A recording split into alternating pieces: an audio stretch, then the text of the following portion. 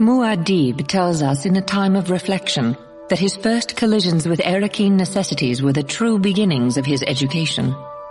He learned then how to pole the sand for its weather, learned the language of the wind's needles stinging his skin, learned how the nose can buzz with sand itch, and how to gather his body's precious moisture around him to guard it and preserve it.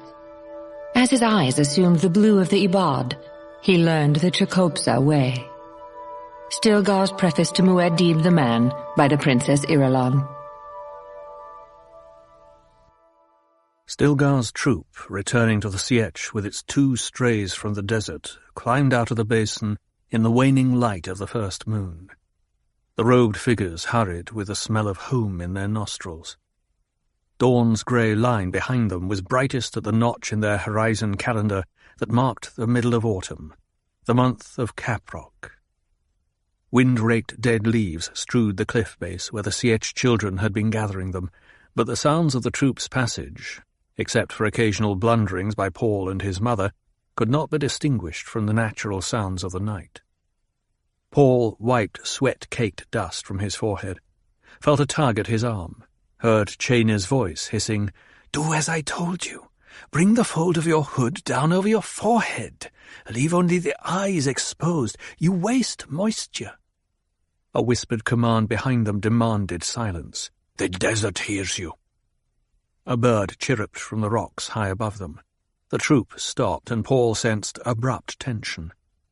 There came a faint thumping from the rocks, a sound no louder than mice jumping in the sand. Again the bird chirruped.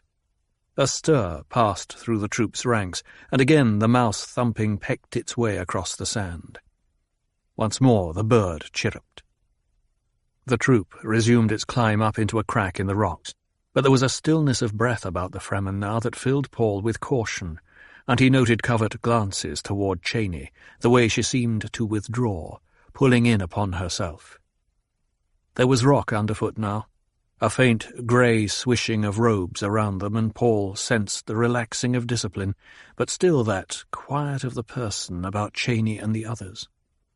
He followed a shadow shape, up steps, a turn, more steps, into a tunnel, past 2 moisture-sealed doors and into a globe-lighted narrow passage with yellow rock walls and ceiling.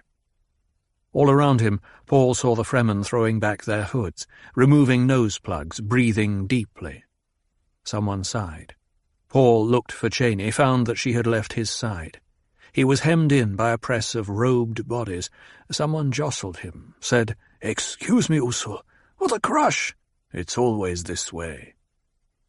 On his left, the narrow, bearded face of the one called Farouk turned toward Paul. The stained eye-pits and blue darkness of eyes appeared even darker under the yellow globes. "Throw off your hood, Usul," Farouk said. "You're home."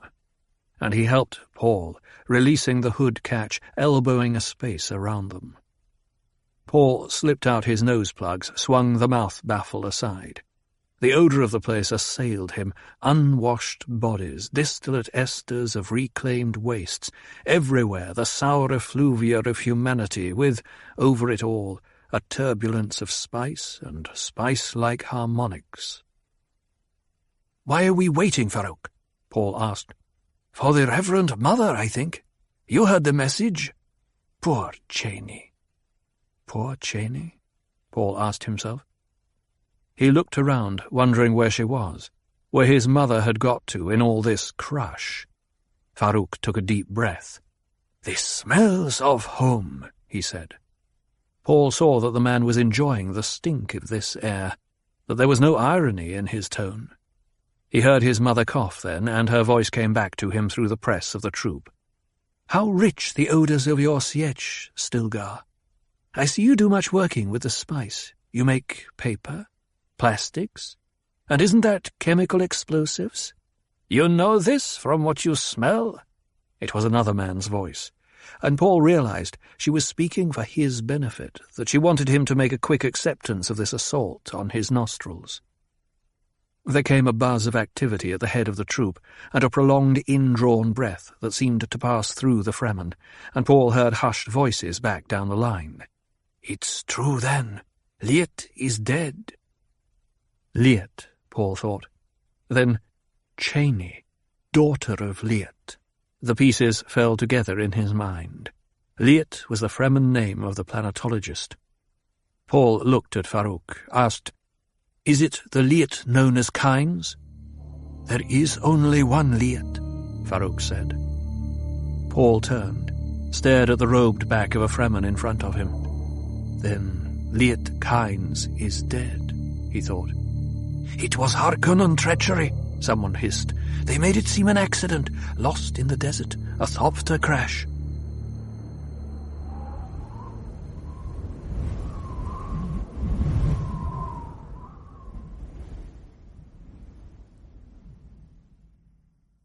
Paul felt a burst of anger. The man who had befriended them, helped save them from the Harkonnen hunters, the man who had sent his Fremen cohorts searching for 2 strays in the desert, another victim of the Harkonnens. "Does Usul hunger yet for revenge?" Farouk asked. Before Paul could answer, there came a low call, and the troop swept forward into a wider chamber, carrying Paul with them. He found himself in an open space, confronted by Stilgar and a strange woman wearing a flowing, wrap-around garment of brilliant orange and green. Her arms were bare to the shoulders, and he could see she wore no stillsuit. Her skin was a pale olive. Dark hair swept back from her high forehead, throwing emphasis on sharp cheekbones and aquiline nose between the dense darkness of her eyes.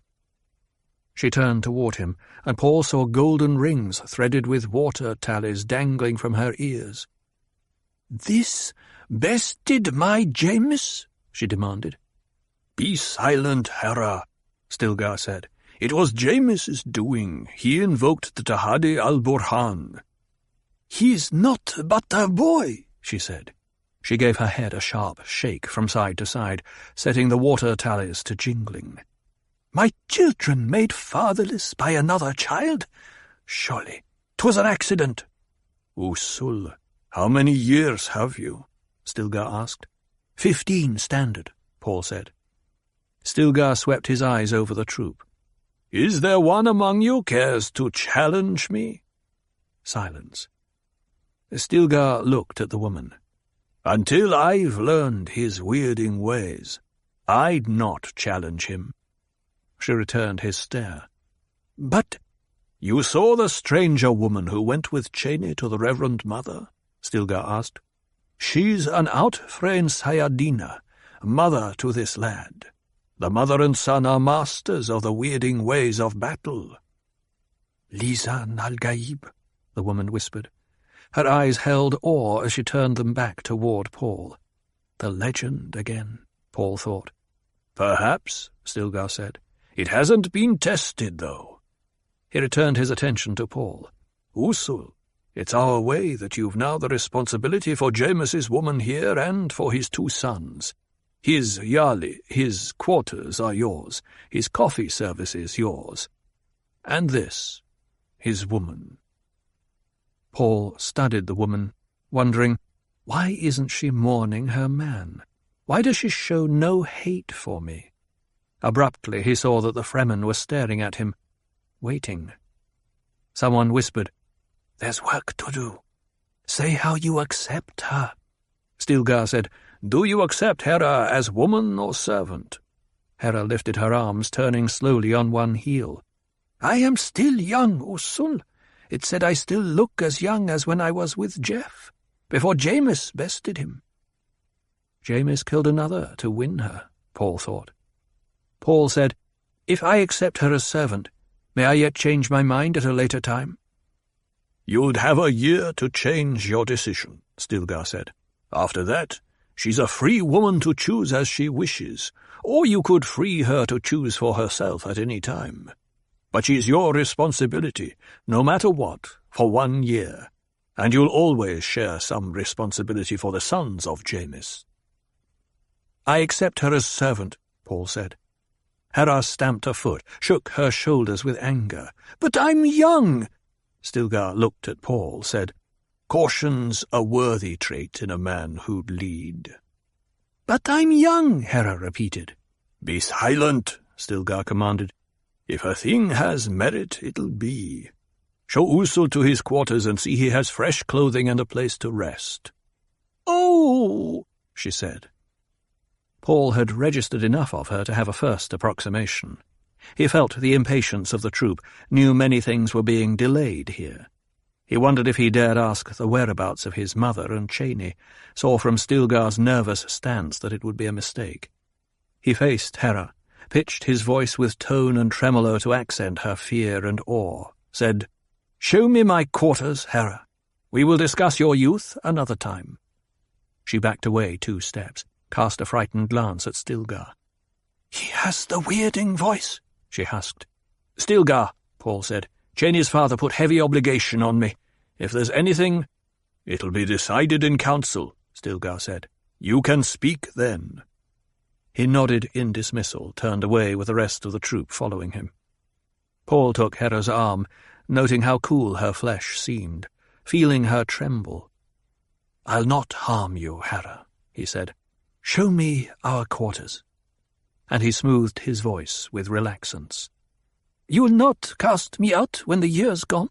she said. "I know for true I'm not as young as once I was." "As long as I live, you'll have a place with me," he said. He released her arm. "Come now, where are our quarters?" She turned, led the way down the passage, turned right into a wide cross-tunnel lighted by evenly spaced yellow overhead globes. The stone floor was smooth, swept clean of sand. Paul moved up beside her, studied the aquiline profile as they walked. "You do not hate me, Hera?" "Why should I hate you?" She nodded to a cluster of children who stared at them from the raised ledge of a side passage. Paul glimpsed adult shapes behind the children, partly hidden by filmy hangings. "I bested Jameis. Stilgar said the ceremony was held, and you're a friend of Jameis." She glanced sidelong at him. "Stilgar said you gave moisture to the dead. Is that truth?" "Yes." "It's more than I'll do. Can do."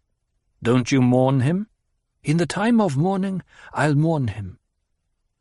They passed an arched opening. Paul looked through it at men and women working with stand-mounted machinery in a large, bright chamber. There seemed an extra tempo of urgency to them. "What are they doing in there?" Paul asked. She glanced back as they passed beyond the arch, said, "They hurry to finish the quota in the plastics shop before we flee.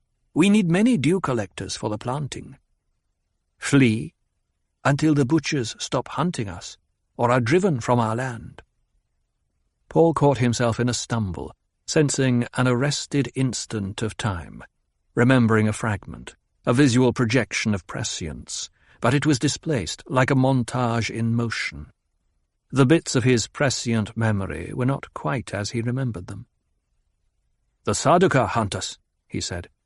"They'll not find much excepting an empty sietch or 2, she said. "And they'll find their share of death in the sand." "They'll find this place?" he asked. "Likely. Yet we take the time to—" He motioned with his head toward the arch now far behind them. "Make dew collectors?" "The planting goes on." "What are dew collectors?" he asked. The glance she turned on him was full of surprise. "Don't they teach you anything in wherever it is you come from?" "Not about dew collectors." "Hi," she said, and there was a whole conversation in the one word. "Well, what are they?" "Each bush, each weed you see out there in the erg," she said. "How do you suppose it lives when we leave it? Each is planted most tenderly in its own little pit. The pits are filled with smooth ovals of chromoplastic. Light turns them white. You can see them glistening in the dawn if you look down from a high place. White reflects. But when old Father Sun departs, the chromoplastic reverts to transparency in the dark. It cools with extreme rapidity. The surface condenses moisture out of the air. That moisture trickles down to keep our plants alive." "Dew collectors," he muttered, enchanted by the simple beauty of such a scheme. "I'll mourn Jameis in the proper time for it," she said, as though her mind had not left his other question. "He was a good man, Jameis, but quick to anger. A good provider, Jameis, and a wonder with the children. He made no separation between Jeff's boy, my firstborn, and his own true son. They were equal in his eyes. She turned a questing stare on Paul. Would it be that way with you, Usul? We don't have that problem. But if... Hera! She recoiled at the harsh edge in his voice. They passed another brightly lighted room visible through an arch on their left. What's made there? He asked. They repair the weaving machinery, she said, but it must be dismantled by tonight. She gestured at a tunnel branching to their left. Through there and beyond, that's food processing and still suit maintenance. She looked at Paul. Your suit looks new. But if it needs work, I'm good with suits. I work in the factory in season. They began coming on knots of people now and thicker clusterings of openings in the tunnel's sides. A file of men and women passed them, carrying packs that gurgled heavily, the smell of spice strong about them. They'll not get our water, Hera said, or our spice. You can be sure of that. Paul glanced at the openings in the tunnel walls, seeing the heavy carpets on the raised ledge, glimpses of rooms with bright fabrics on the walls, piled cushions. People in the openings fell silent at their approach, followed Paul with untamed stares. The people find it strange you bested Jameis, Hera said. Likely you'll have some proving to do when we're settled in a new siege. I don't like killing, he said. Thus Stilgar tells it, she said, but her voice betrayed her disbelief. A shrill chanting grew louder ahead of them. They came to another side opening, wider than any of the others Paul had seen. He slowed his pace, staring in at a room crowded with children sitting cross-legged on a maroon-carpeted floor. At a chalkboard against the far wall stood a woman in a yellow wraparound, a projecto stylus in one hand. The board was filled with designs, circles, wedges and curves, snake tracks and squares, flowing arcs split by parallel lines. The woman pointed to the designs one after the other as fast as she could move the stylus, and the children chanted in rhythm with her moving hand. Paul listened, hearing the voices grow dimmer behind as he moved deeper into the sietch with Hera. Tree, the children chanted. Tree, grass, dune, wind, mountain, hill, fire, lightning, rock, rocks, dust, sand, heat, shelter, heat, full, winter, cold, empty, erosion, summer, cavern, day, tension, moon, night, caprock, sand tide, slope, planting, binder. You conduct classes at a time like this? Paul asked. Her face went sombre and grief edged her voice. What Liet taught us, we cannot pause an instant in that. Liet, who is dead, must not be forgotten. It's the Jacobsa way. She crossed the tunnel to the left, stepped up onto a ledge, parted gauzy orange hangings, and stood aside. Your Yali is ready for you, Usul. Paul hesitated before joining her on the ledge. He felt a sudden reluctance to be alone with this woman.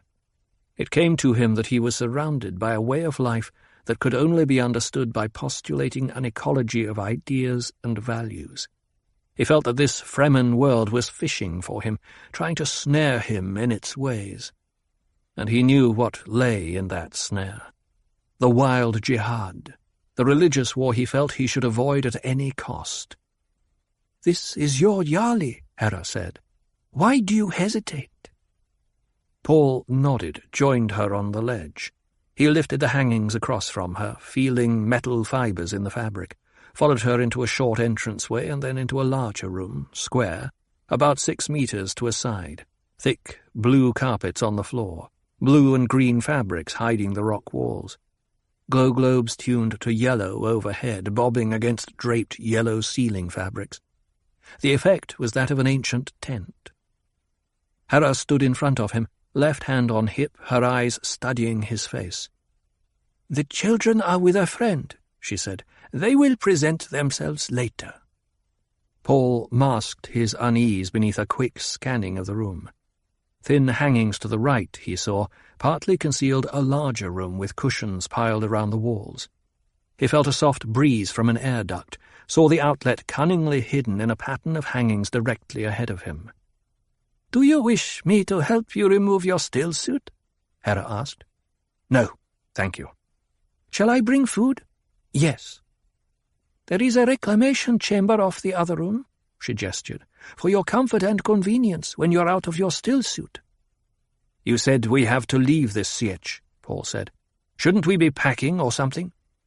"It will be done in its time," she said.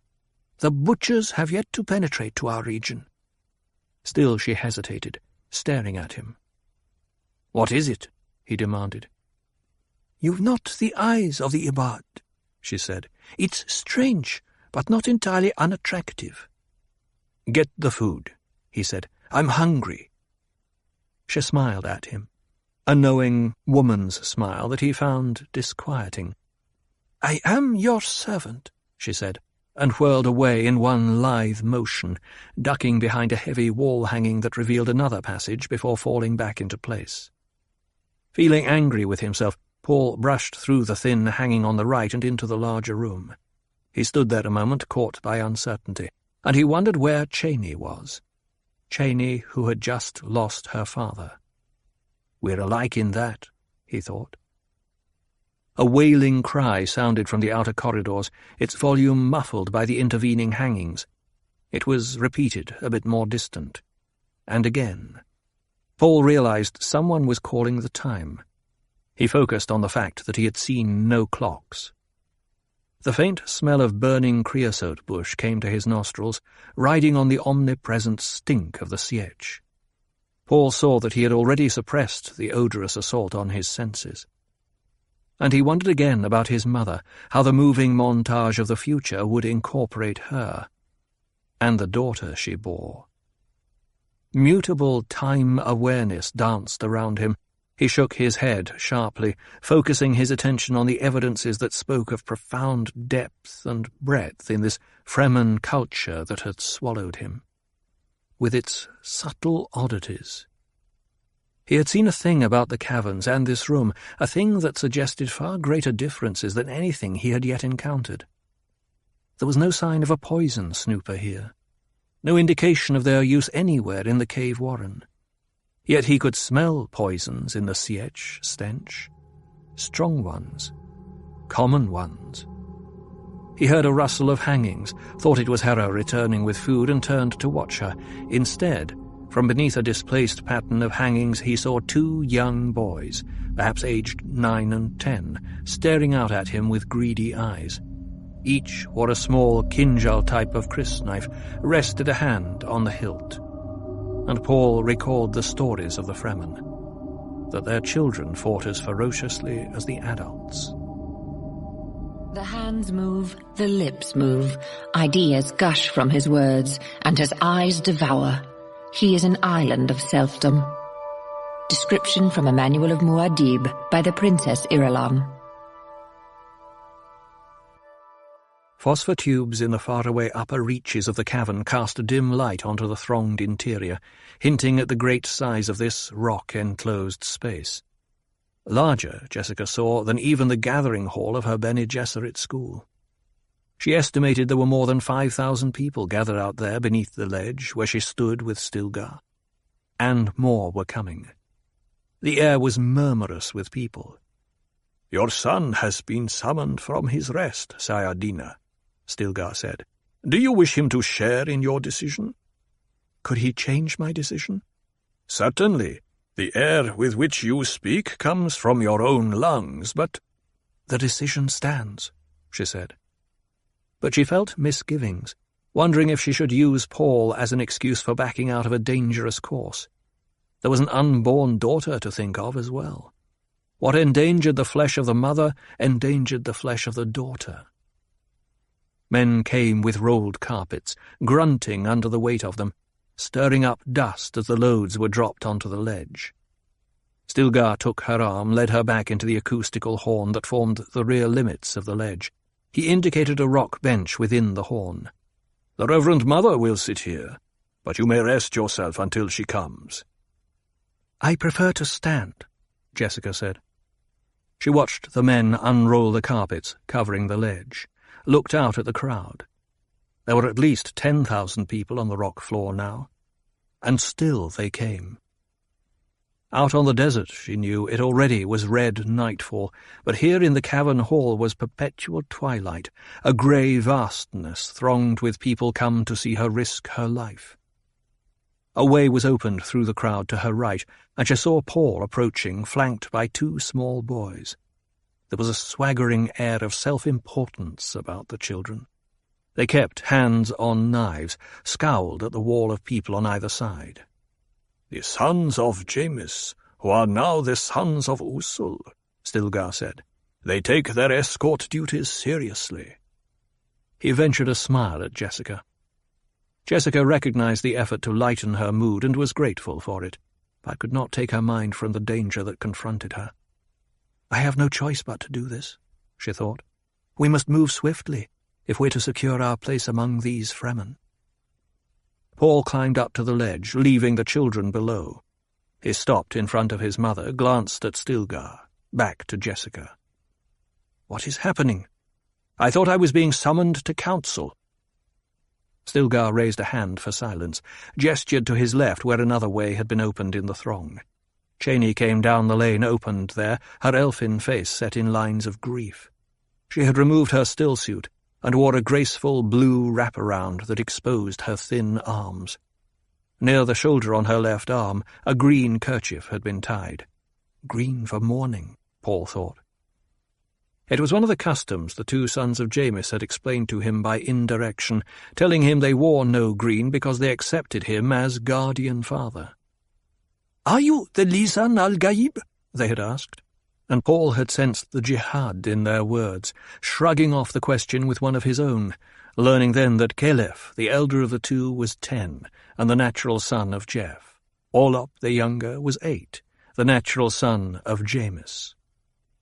It had been a strange day with these 2 standing guard over him, because he asked it, keeping away the curious, allowing him the time to nurse his thoughts and prescient memories, to plan a way to prevent the jihad.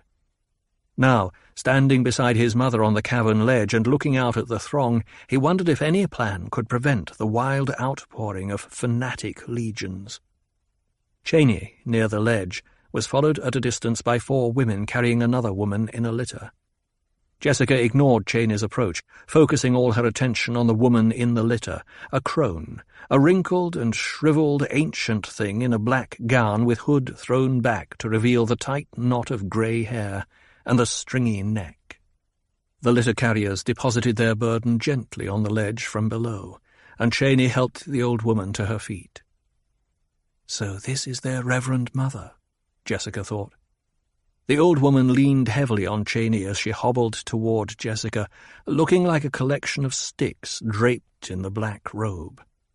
She stopped in front of Jessica, peered upward for a long moment before speaking in a husky whisper. "So, you're the one." The old head nodded once precariously on the thin neck. "The Shadout Mapes was right to pity you." Jessica spoke quickly, scornfully. "I need no one's pity." "That remains to be seen," husked the old woman. She turned with surprising quickness and faced the throng. "Tell them, Stilgar." "Must I?" he asked. "We are the people of Misr," the old woman rasped. "Since our Sunni ancestors fled from Nilotek al-Oruba, we have known flight and death. The young go on, that our people shall not die." Stilgar took a deep breath, stepped forward 2 paces. Jessica felt the hush come over the crowded cavern, some 20,000 people now, standing silently, almost without movement. It made her feel suddenly small and filled with caution. "Tonight we must leave this sietch that has sheltered us for so long, and go south into the desert," Stilgar said. His voice boomed out across the uplifted faces, reverberating with the force given it by the acoustical horn behind the ledge. Still the throng remained silent. "The Reverend Mother tells me she cannot survive another Hajra," Stilgar said. "We have lived before without a Reverend Mother, but it is not good for people to seek a new home in such straits." Now the throng stirred, rippling with whispers and currents of disquiet. "That this may not come to pass," Stilgar said, "our new Sayadina Jessica of the Weirding has consented to enter the rite at this time. She will attempt to pass within, that we not lose the strength of our Reverend Mother." Jessica of the Weirding, Jessica thought. She saw Paul staring at her, his eyes filled with questions, but his mouth held silent by all the strangeness around them. If I die in the attempt, what will become of him? Jessica asked herself. Again she felt the misgivings fill her mind. Cheney led the old Reverend Mother to a rock bench deep in the acoustical horn, returned to stand beside Stilgar. "That we may not lose all if Jessica of the Weirding should fail," Stilgar said, "Cheney, daughter of Liet, will be consecrated in the Sayadina at this time." He stepped one pace to the side. From deep in the acoustical horn, the old woman's voice came out to them, an amplified whisper, harsh and penetrating. "Cheney has returned from her Hajra. Cheney has seen the waters." A susurrant response arose from the crowd. "She has seen the waters." "I consecrate the daughter of Liet in the Sayadina," husked the old woman. "She is accepted," the crowd responded. Paul barely heard the ceremony, his attention still centered on what had been said of his mother. If she should fail? He turned and looked back at the one they called Reverend Mother, studying the dried crone features, the fathomless blue fixation of her eyes. She looked as though a breeze would blow her away, yet there was that about her which suggested she might stand untouched in the path of a Coriolis storm. She carried the same aura of power that he remembered from the Reverend Mother Gaius Helen Mohayam, who had tested him with agony in the way of the Gom Jabbar. "I, the Reverend Mother Ramallo, whose voice speaks as a multitude, say this to you," the old woman said. "It is fitting that Cheney enter the Sayadina." "It is fitting," the crowd responded. The old woman nodded, whispered, "I give her the silver skies, the golden desert and its shining rocks, the green fields that will be. I give these to Sayadina Cheney, and lest she forget that she's servant of us all, to her fall the menial tasks in this ceremony of the seed. Let it be as Shai-Hulud will have it." She lifted a brown stick arm, dropped it. Jessica, feeling the ceremony close around her with a current that swept her beyond all turning back, glanced once at Paul's question-filled face, then prepared herself for the ordeal. "Let the Water Masters come forward," Cheney said, with only the slightest quaver of uncertainty in her girl-child voice. Now Jessica felt herself at the focus of danger, knowing its presence in the watchfulness of the throng, in the silence. A band of men made its way through a serpentine path opened in the crowd, moving up from the back in pairs. Each pair carried a small skin sack, perhaps twice the size of a human head. The sacks sloshed heavily. The two leaders deposited their load at Cheney's feet on the ledge and stepped back. Jessica looked at the sack, then at the men. They had their hoods thrown back, exposing long hair tied in a roll at the base of the neck. The black pits of their eyes stared back at her without wavering. A furry redolence of cinnamon arose from the sack, wafted across Jessica. The spice? She wondered. "Is there water?" Cheney asked. The watermaster on the left, a man with a purple scar line across the bridge of his nose, nodded once. "There is water, Sayadina," he said, "but we cannot drink of it." "Is there seed?" Cheney asked. "There is seed," the man said. Cheney knelt and put her hands to the sloshing sack. "Blessed is the water and its seed." There was familiarity to the rite, and Jessica looked back at the Reverend Mother Ramallo. The old woman's eyes were closed, and she sat hunched over as though asleep. "Sayadina, Jessica," Cheney said. Jessica turned to see the girl staring up at her. "Have you tasted the blessed water?" Cheney asked. Before Jessica could answer, Cheney said, "It is not possible that you have tasted the blessed water. You are outworlder and unprivileged." A sigh passed through the crowd, a susurration of robes that made the nape hairs creep on Jessica's neck.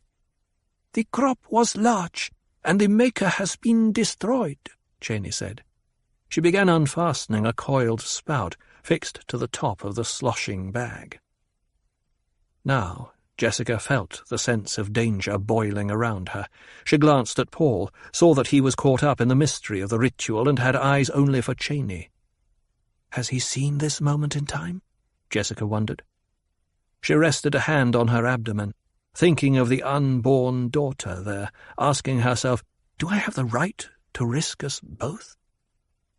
Cheney lifted the spout toward Jessica, said, "Here is the water of life, the water that is greater than Water Khan, the water that frees the soul. If you be a Reverend Mother, it opens the universe to you. Let Shai Hulud judge now." Jessica felt herself torn between duty to her unborn child and duty to Paul. For Paul, she knew, she should take that spout and drink of the sack's contents, but as she bent to the proffered spout, her senses told her its peril. The stuff in the sack had a bitter smell, subtly akin to many poisons that she knew, but unlike them too. "You must drink it now," Cheney said. "There's no turning back," Jessica reminded herself. But nothing in all her Bene Gesserit training came into her mind to help her through this instant. What is it? Jessica asked herself. A liquor? A drug? She bent over the spout, smelling the esters of cinnamon, remembering then the drunkenness of Duncan, Idaho. Spice liquor? She asked herself. She took the siphon tube in her mouth, pulled up only the most minuscule sip. It tasted of the spice, a faint bite acrid on the tongue. Cheney pressed down on the skin bag. A great gulp of the stuff surged into Jessica's mouth, and before she could help herself, she swallowed it, fighting to retain her calmness and dignity. "To accept a little death is worse than death itself," Cheney said. She stared at Jessica, waiting. And Jessica stared back, still holding the spout in her mouth.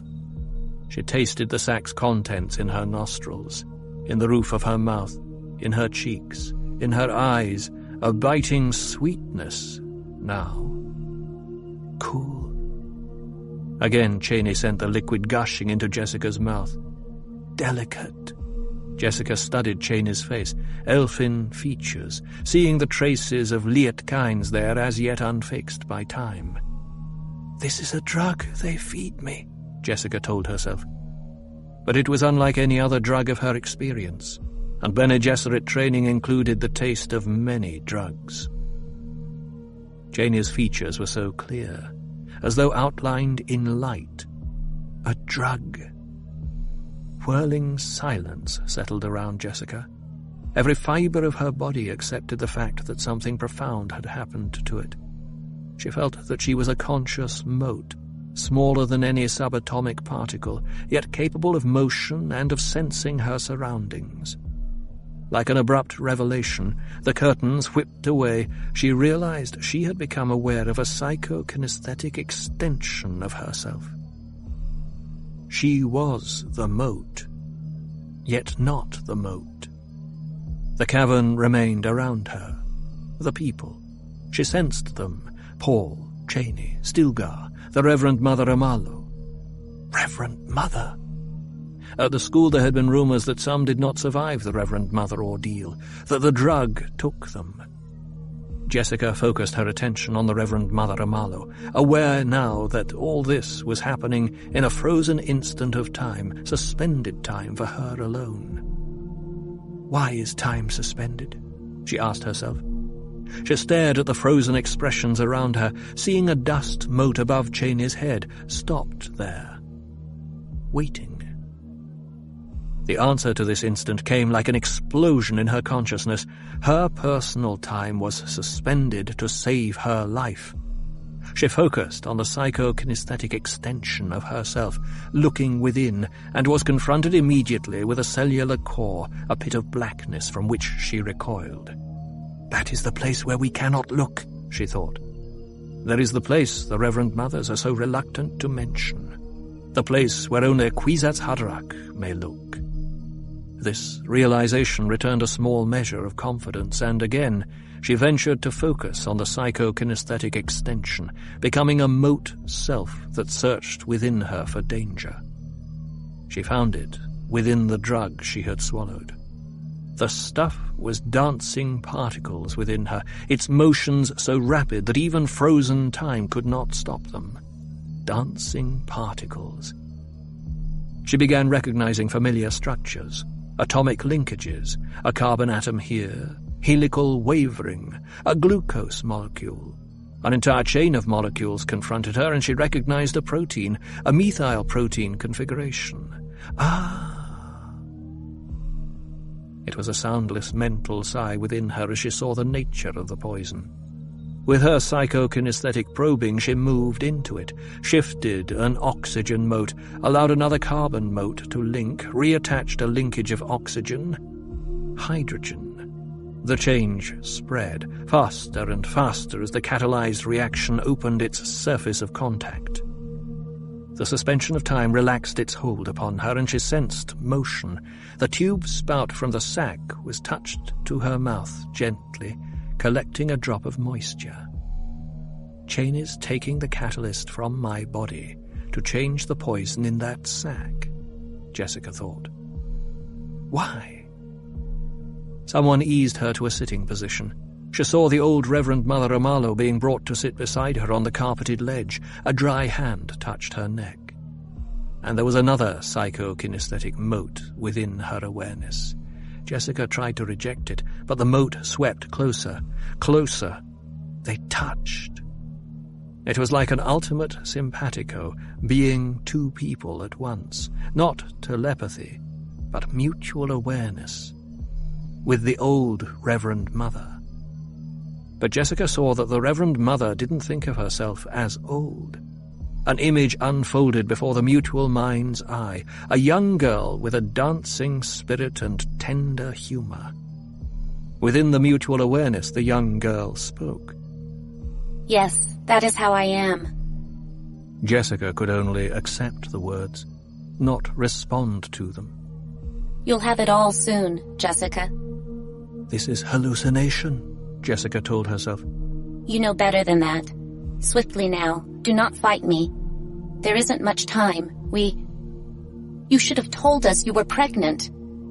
Jessica found the voice that talked within the mutual awareness. Why?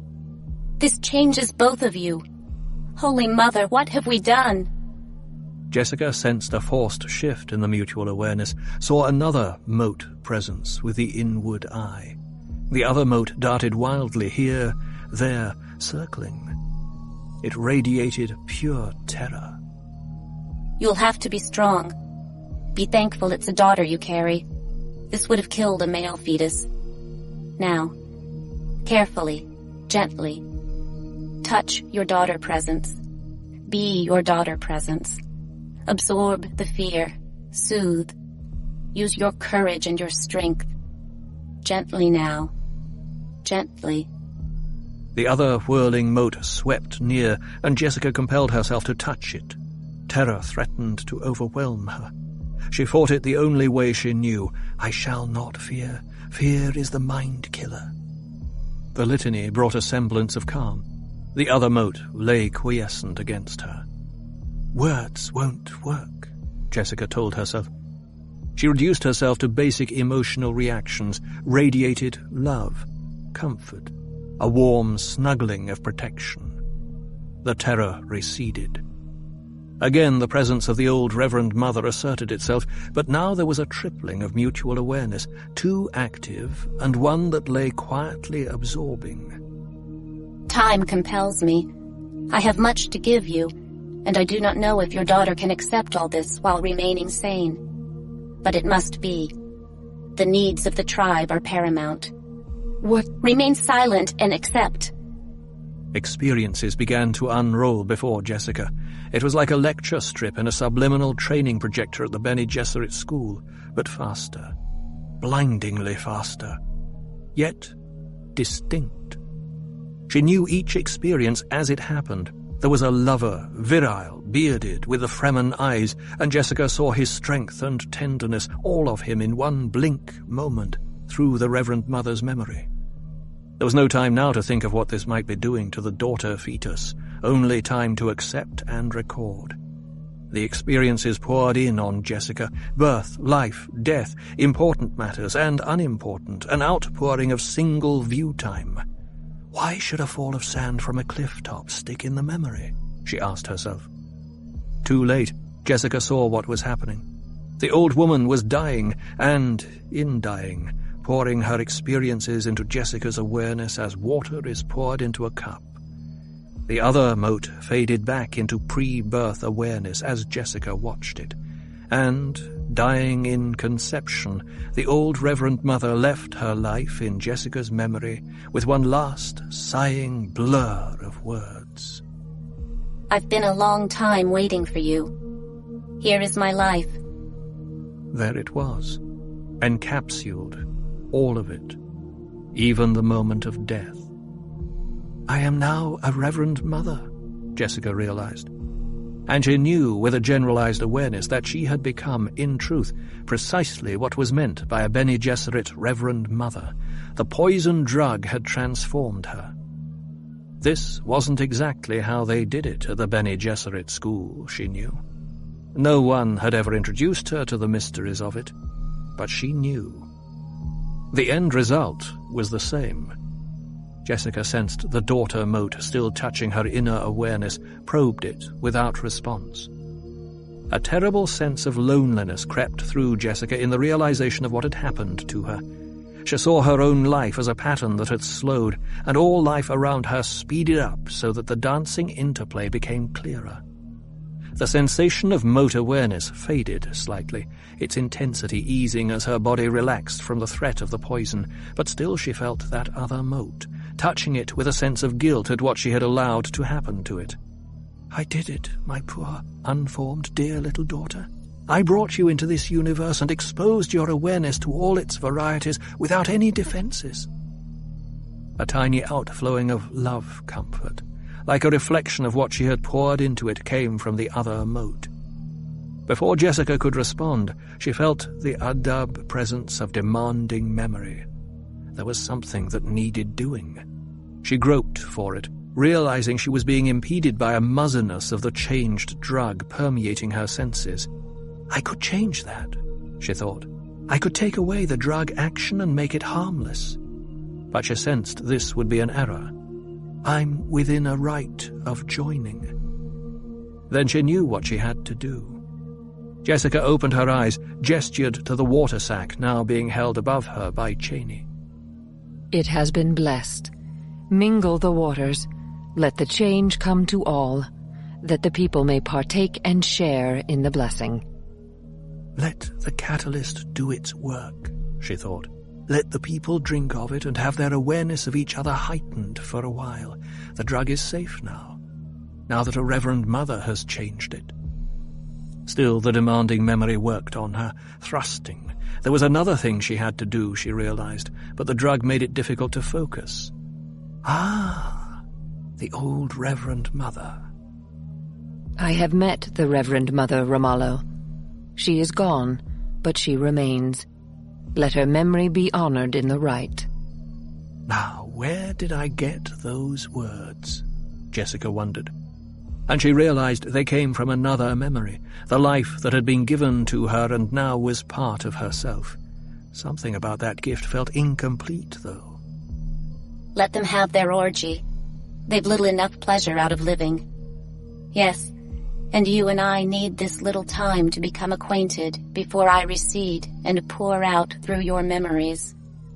Already, I feel myself being tied to bits of you. Ah, you've a mind filled with interesting things. So many things I'd never imagined. And the memory mind encapsulated within her opened itself to Jessica, permitting a view down a wide corridor to other Reverend Mothers until there seemed no end to them. Jessica recoiled, fearing she would become lost in an ocean of oneness. Still, the corridor remained, revealing to Jessica that the Fremen culture was far older than she had suspected. There had been Fremen on Porotrin, she saw, a people grown soft with an easy planet, fair game for Imperial raiders to harvest and plant human colonies on Bela Teguz and Salusa Secundus. Oh, the wailing Jessica sensed in that parting. Far down the corridor, an image voice screamed, "They denied us the Hajj!"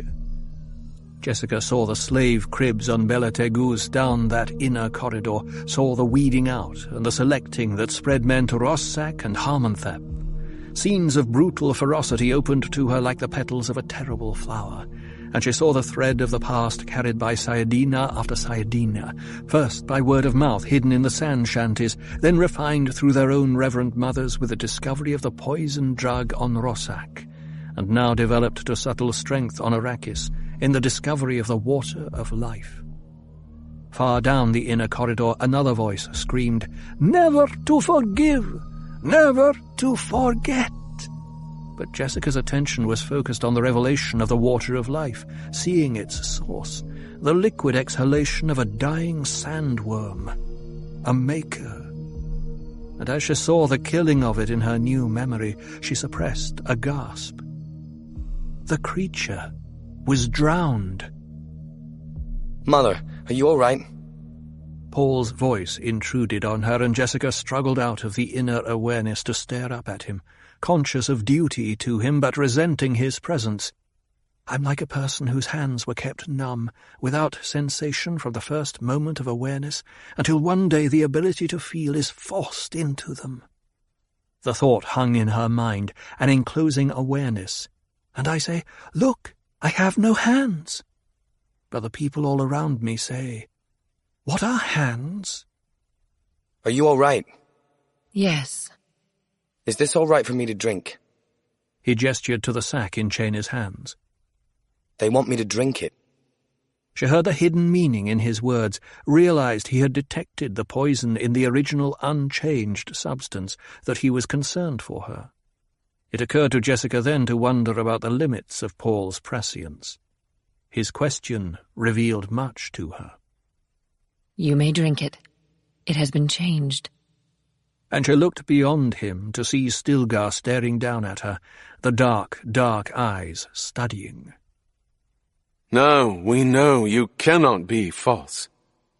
She sensed hidden meaning here, too, but the muzziness of the drug was overpowering her senses. How warm it was, and soothing. How beneficent these Fremen to bring her into the fold of such companionship. Paul saw the drug take hold of his mother. He searched his memory, the fixed past, the flux lines of the possible futures. It was like scanning through arrested instants of time, disconcerting to the lens of the inner eye.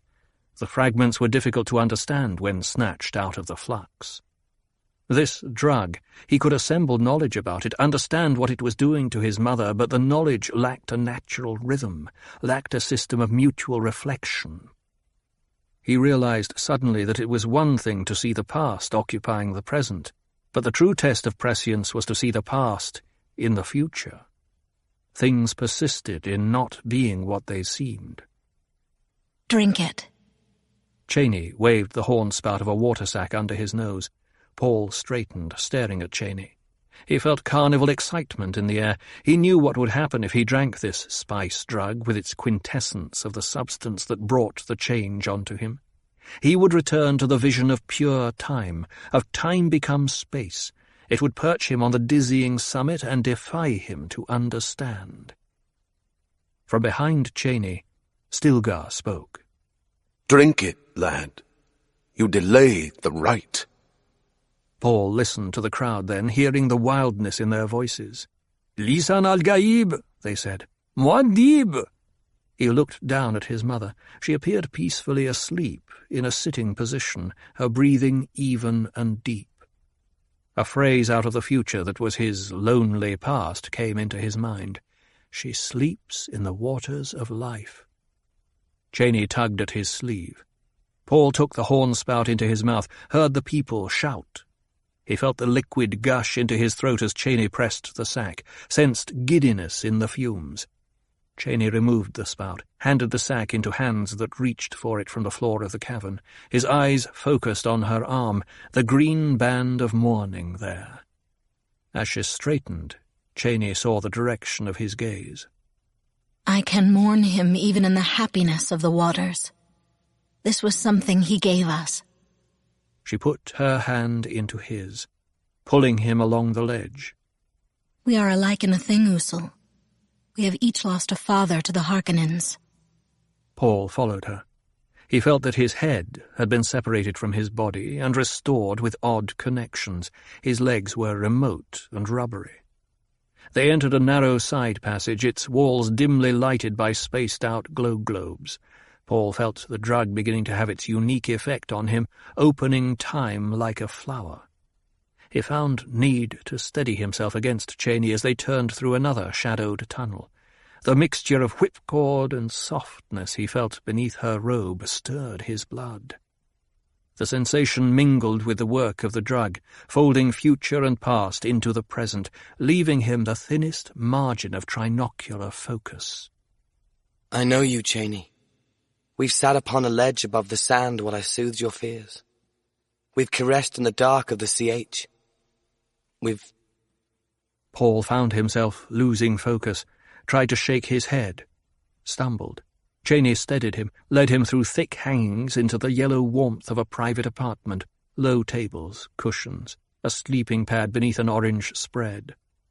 Paul grew aware that they had stopped, that Cheney stood facing him, and that her eyes betrayed a look of quiet terror. You must tell me. You are Sihaya, the desert spring. When the tribe shares the water, we're together. All of us. We share. I can sense the others with me, but I'm afraid to share with you. Why? He tried to focus on her, but past and future were merging into the present, blurring her image. He saw her in countless ways and positions and settings. There's something frightening in you. When I took you away from the others, I did it because I could feel what the others wanted. You press on people. You make us see things. What do you see? Paul had forced himself to speak distinctly. She looked down at her hands. I see a child in my arms. It's our child. Yours and mine. Cheney put a hand to her mouth. How can I know every feature of you? They've a little of the talent, his mind told him, but they suppress it because it terrifies. In a moment of clarity, he saw how Cheney was trembling. What is it you want to say? Usul. You cannot back into the future. A profound compassion for her swept through him. He pulled her against him, stroked her head. Cheney, don't fear. Usul, help me. As she spoke, he felt the drug complete its work within him, ripping away the curtains to let him see the distant grey turmoil of his future. You're so quiet. He held himself poised in the awareness, seeing time stretch out in its weird dimension, delicately balanced, yet whirling, narrow, yet spread like a net, gathering countless worlds and forces, a tight wire that he must walk, yet a teeter-totter on which he balanced. On one side he could see the Imperium, a Harkonnen called Feyd-Rautha who flashed toward him like a deadly blade, the Sardaukar raging off their planet to spread pogrom on Arrakis, the Guild conniving and plotting, the Bene Gesserit with their scheme of selective breeding. They lay massed like a thunderhead on his horizon, held back by no more than the Fremen and their Muad'Dib, the sleeping giant Fremen poised for their wild crusade across the universe. Paul felt himself at the center, at the pivot, where the whole structure turned, walking a thin wire of peace with a measure of happiness, Cheney at his side. He could see it stretching ahead of him, a time of relative quiet in a hidden sietch, a moment of peace between periods of violence. There's no other place for peace. Usul, you're crying. Usul, my strength. Do you give moisture to the dead? To who's dead? To one's not yet dead. Then let them have their time of life. He sensed through the drug fog how right she was, pulled her against him with savage pressure. See higher. She put a palm against his cheek. I'm no longer afraid, Usul. Look at me. I see what you see when you hold me thus. What do you see? I see us giving love to each other in a time of quiet between storms. It's what we were meant to do. The drug had him again, and he thought, so many times you've given me comfort and forgetfulness. He felt anew the hyper-illumination with its high-relief imagery of time, sensed his future becoming memories, the tender indignities of physical love, the sharing and communion of selves, the softness and the violence. You're the strong one, Cheney. Stay with me. Always. And she kissed his cheek. Book 3. The Prophet. No woman, no man, no child ever was deeply intimate with my father. The closest anyone ever came to casual camaraderie with the Padishah Emperor was the relationship offered by Count Hasmir Fenring, a companion from childhood. The measure of Count Fenring's friendship may be seen first in a positive thing. He allayed the Landsrod's suspicions after the Arrakis affair. It cost more than 1 billion Solaris in spice bribes, so my mother said, and there were other gifts as well, slave women, royal honors, and tokens of rank. The second major evidence of the Count's friendship was negative. He refused to kill a man even though it was within his capabilities, and my father commanded it. I will relate this presently. Count Fenring, a profile by the Princess Irulan. The Baron Vladimir Harkonnen raged down the corridor from his private apartments, flitting through patches of late afternoon sunlight that poured down from high windows. He bobbed and twisted in his suspensors with violent movements. Past the private kitchen he stormed, past the library, past the small reception room, and into the servants' antechamber where the evening relaxation already had set in. The guard captain, Eochen Nefud, squatted on a divan across the chamber, the stupor of Semuta dullness in his flat face, the eerie wailing of Semuta music around him. His own court sat near to do his bidding. "Nefud!" the Baron roared. Men scrambled. Nefud stood, his face composed by the narcotic but with an overlay of paleness that told of his fear. The Semuta music had stopped. "My Lord Baron," Nefud said. Only the drug kept the trembling out of his voice. The Baron scanned the faces around him, seeing the looks of frantic quiet in them. He returned his attention to Nefud and spoke in a silken tone. "How long have you been my guard, Captain Nefud?" Nefud swallowed. "Since Arrakis, my lord. Almost 2 years." "And have you always anticipated dangers to my person?" "Such has been my only desire, my lord." "Then where is Feyd-Rautha?" the Baron roared. Nefud recoiled. "My lord, you do not consider Feyd-Rautha a danger to my person?" Again the voice was silken. Nefud wet his lips with his tongue. Some of the Samuta dullness left his eyes. Feyd-Rautha's in the slave quarters, my lord. With the women again, eh? The Baron trembled with the effort of suppressing anger. Sire, it could be he's— Silence! The Baron advanced another step into the antechamber, noting how the men moved back, clearing a subtle space around Nefud, dissociating themselves from the object of wrath. Did I not command you to know precisely where the Nar-Baron was at all times? The Baron asked. He moved a step closer.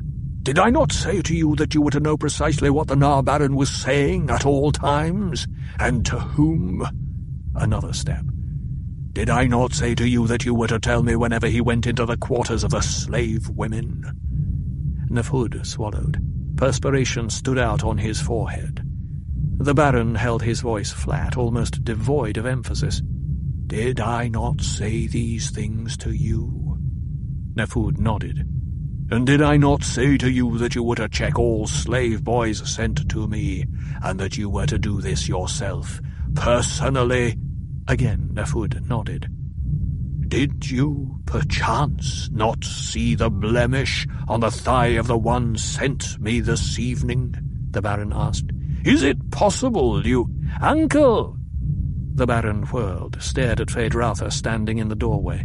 The presence of his nephew here, now, the look of hurry that the young man could not quite conceal, all revealed much. Feyd-Rautha had his own spy system focused on the Baron. There is a body in my chambers that I wish removed, the Baron said, and he kept his hand at the projectile weapon beneath his robes, thankful that his shield was the best. Feyd-Rautha glanced at two guardsmen against the right wall, nodded. The two detached themselves, scurried out the door and down the hall toward the Baron's apartments. Those two, eh? The Baron thought. This young monster has much to learn yet about conspiracy. I presume you left matters peaceful in the slave quarters, Feyd? The Baron said. I've been playing Cheops with the slave master, Feyd-Rautha said, and he thought, what has gone wrong? The boy we sent to my uncle has obviously been killed. But he was perfect for the job. Even Howarth couldn't have made a better choice. The boy was perfect. Playing pyramid chess, the Baron said. How nice. Did you win? Yes, uncle. And Feyd-Rautha strove to contain his disquiet. The Baron snapped his fingers. Nefud, you wish to be restored to my good graces? Sire, what have I done? Nefud quavered. That's unimportant now, the Baron said.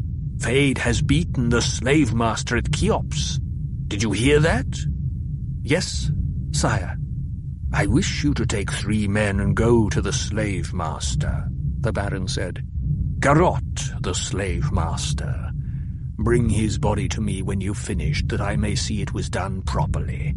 We cannot have such inept chess players in our employ. Feyd-Rautha went pale, took a step forward.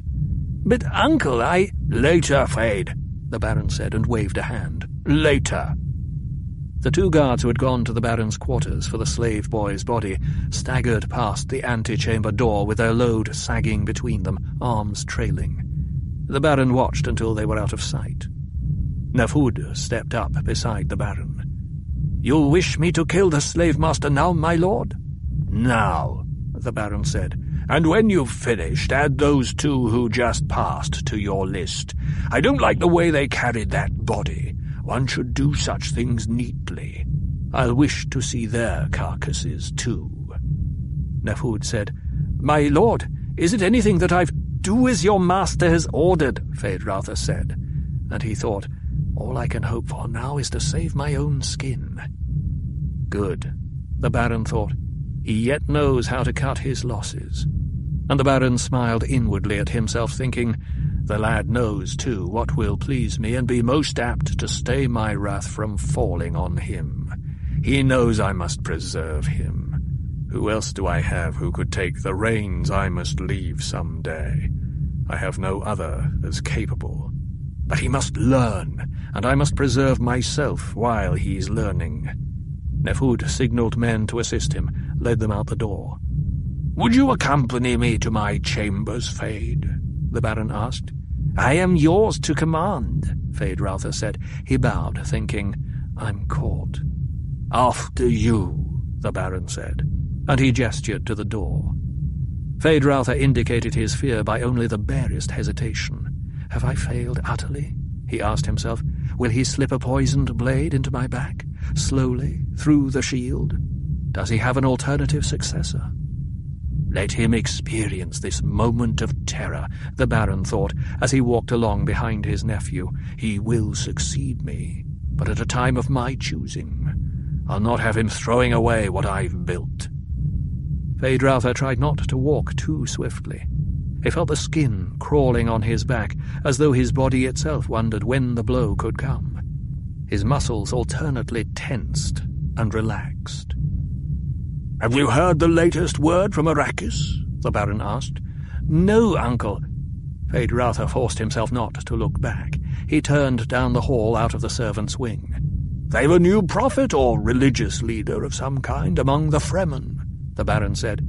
"They call him Muad'Dib. Very funny, really. It means the mouse. I've told Raban to let them have their religion. It'll keep them occupied." "That's very interesting, uncle," Feyd-Rautha said.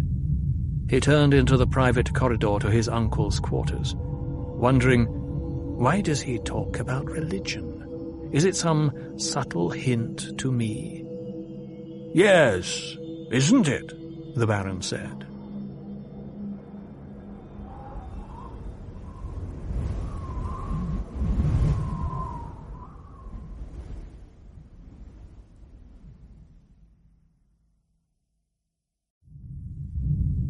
They came into the Baron's apartments, through the reception salon to the bedchamber.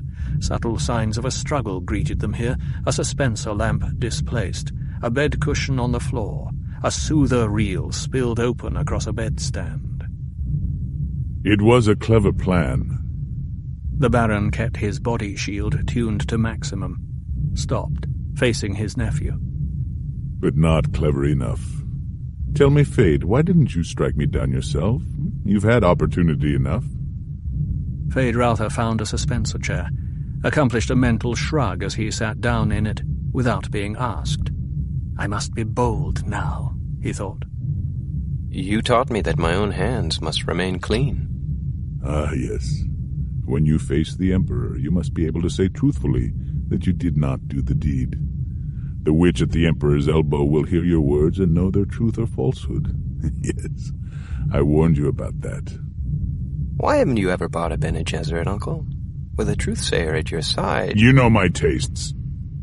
Feyd-Rautha studied his uncle. Still, one would be valuable for... I trust them not. And stop trying to change the subject. As you wish, Uncle. I remember a time in the arena several years ago. It seemed there that day a slave had been set to kill you. Is that truly how it was? It's been so long ago, Uncle. After all, I... No evasions, please. Feyd-Rautha looked at his uncle, thinking, he knows, else he wouldn't ask. It was a sham, Uncle. I arranged it to discredit your slave master. Very clever. Brave, too. That slave gladiator almost took you, didn't he? Yes. If you had finesse and subtlety to match such courage, you'd be truly formidable. The Baron shook his head from side to side. As he had done many times since that terrible day on Arrakis, he found himself regretting the loss of Paiter the Mentat. There had been a man of delicate, devilish subtlety. It hadn't saved him, though. Again, the Baron shook his head. Fate was sometimes inscrutable. Feyd-Rautha glanced around the bedchamber, studying the signs of the struggle, wondering how his uncle had overcome the slave they'd prepared so carefully. How did I best him? Ah, now, Fade, let me keep some weapons to preserve me in my old age. It's better we use this time to strike a bargain. Feyd-Rautha stared at him. A bargain? He means to keep me as his heir for certain, then. Else why bargain? One bargains with equals, or near equals. What bargain, Uncle? and Feyd-Rautha felt proud that his voice remained calm and reasonable, betraying none of the elation that filled him. The Baron, too, noted the control. He nodded. You're good material, Feyd. I don't waste good material. You persist, however, in refusing to learn my true value to you. You are obstinate. You do not see why I should be preserved as someone of the utmost value to you. He gestured at the evidence of the struggle in the bedchamber. This was foolishness. I do not reward foolishness. Get to the point, you old fool, Feyd-Rautha thought. You think of me as an old fool. I must dissuade you of that. You speak of a bargain. Ah, the impatience of youth. Well, this is the substance of it, then. You will cease these foolish attempts on my life, and I, when you are ready for it, will step aside in your favor. I will retire to an advisory position, leaving you in the seat of power. Retire, Uncle? You still think me the fool, and this but confirms it, eh? You think I'm begging you. Step cautiously, Feyd. This old fool saw through the shielded needle you planted in that slave boy's thigh. Right where I'd put my hand on it, eh? The smallest pressure and... snick! A poison needle in the old fool's palm. Ah, Feyd. The Baron shook his head, thinking, it would have worked too if Hawat hadn't warned me. Well, let the lad believe I saw the plot on my own. In a way I did. I was the one who saved Hawat from the wreckage of Arrakis, and this lad needs greater respect for my prowess. Feyd-Rautha remained silent, struggling with himself. Is he being truthful? Does he really mean to retire? Why not? I'm sure to succeed him one day if I move carefully. He can't live forever. Perhaps it was foolish to try hurrying the process. You speak of a bargain. What pledge do we give to bind it? How can we trust each other, eh? Well, Feyd, as for you, I'm setting Thufir Hawat to watch over you. I trust Hawat's mentat capabilities in this. Do you understand me? And as for me, you'll have to take me on faith. But I can't live forever, can I, Feyd? And perhaps you should begin to suspect now that there are things I know which you should know. I give you my pledge. And what do you give me? I let you go on living. Again, Feyd-Rautha studied his uncle. He sets Hawat over me. What would he say if I told him Hawat planned the trick with the gladiator that cost him his slave master? He'd likely say I was lying in the attempt to discredit Hawat. No, the good Thufir is a mentat, and has anticipated this moment. Well, what do you say? What can I say? I accept, of course. And Feyd-Rautha thought, Hawat, he plays both ends against the middle. Is that it? Has he moved to my uncle's camp because I didn't counsel with him over the slave boy attempt? You haven't said anything about my setting Hawat to watch you. Feyd-Rautha betrayed anger by a flaring of nostrils. The name of Hawat had been a danger signal in the Harkonnen family for so many years, and now it had a new meaning. Still dangerous.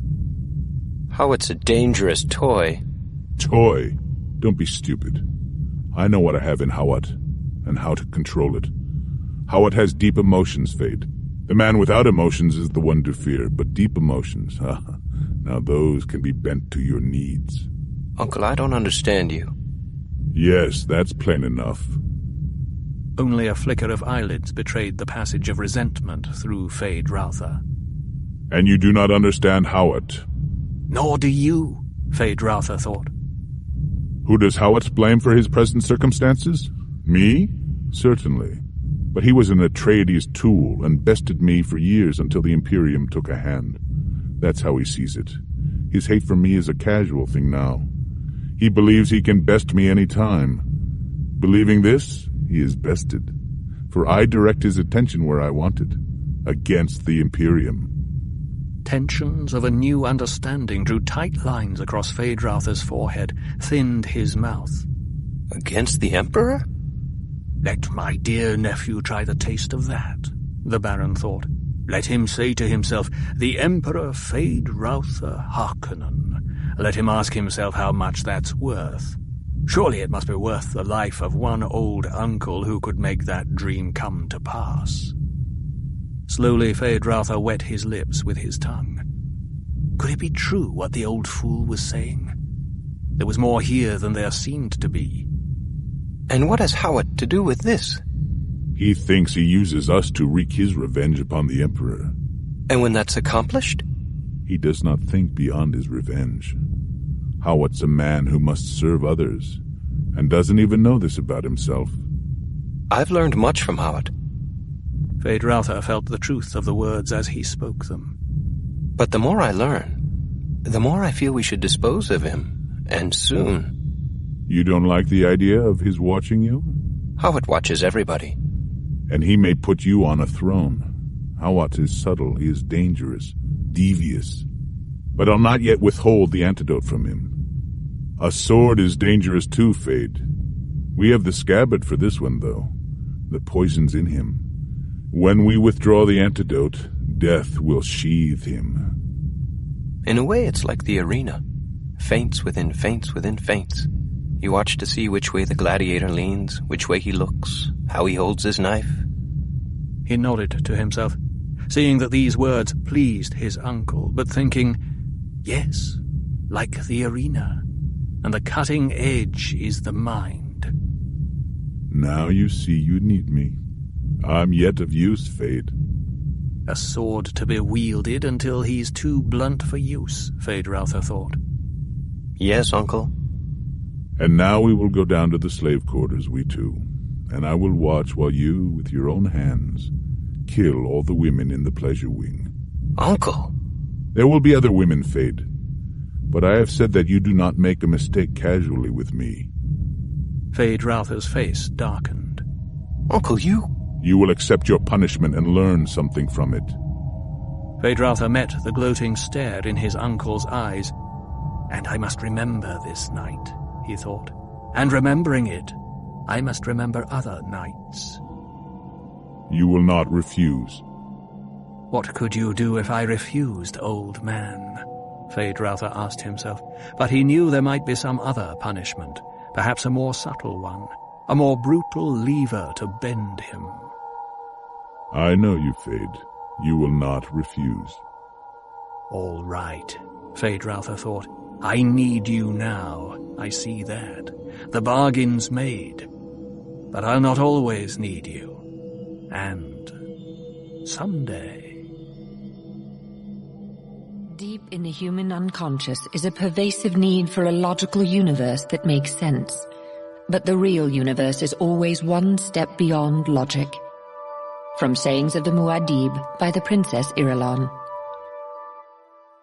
I've sat across from many rulers of great houses, but never seen a more gross and dangerous pig than this one, Thufir Hawat told himself. You may speak plainly with me, Hawat, the Baron rumbled. He leaned back in his suspensor chair, the eyes in their folds of fat boring into Hawat. The old Mentat looked down at the table between him and the Baron Vladimir Harkonnen, noting the opulence of its grain. Even this was a factor to consider in assessing the Baron, as were the red walls of this private conference room, and the faint, sweet herb scent that hung on the air, masking a deeper musk. You didn't have me send that warning to Raban as an idle whim, the Baron said. Hawat's leathery old face remained impassive, betraying none of the loathing he felt.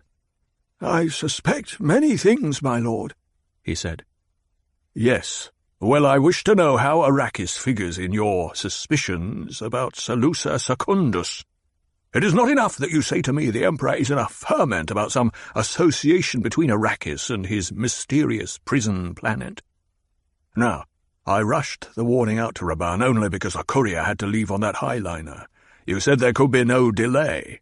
Well and good. But now I will have an explanation.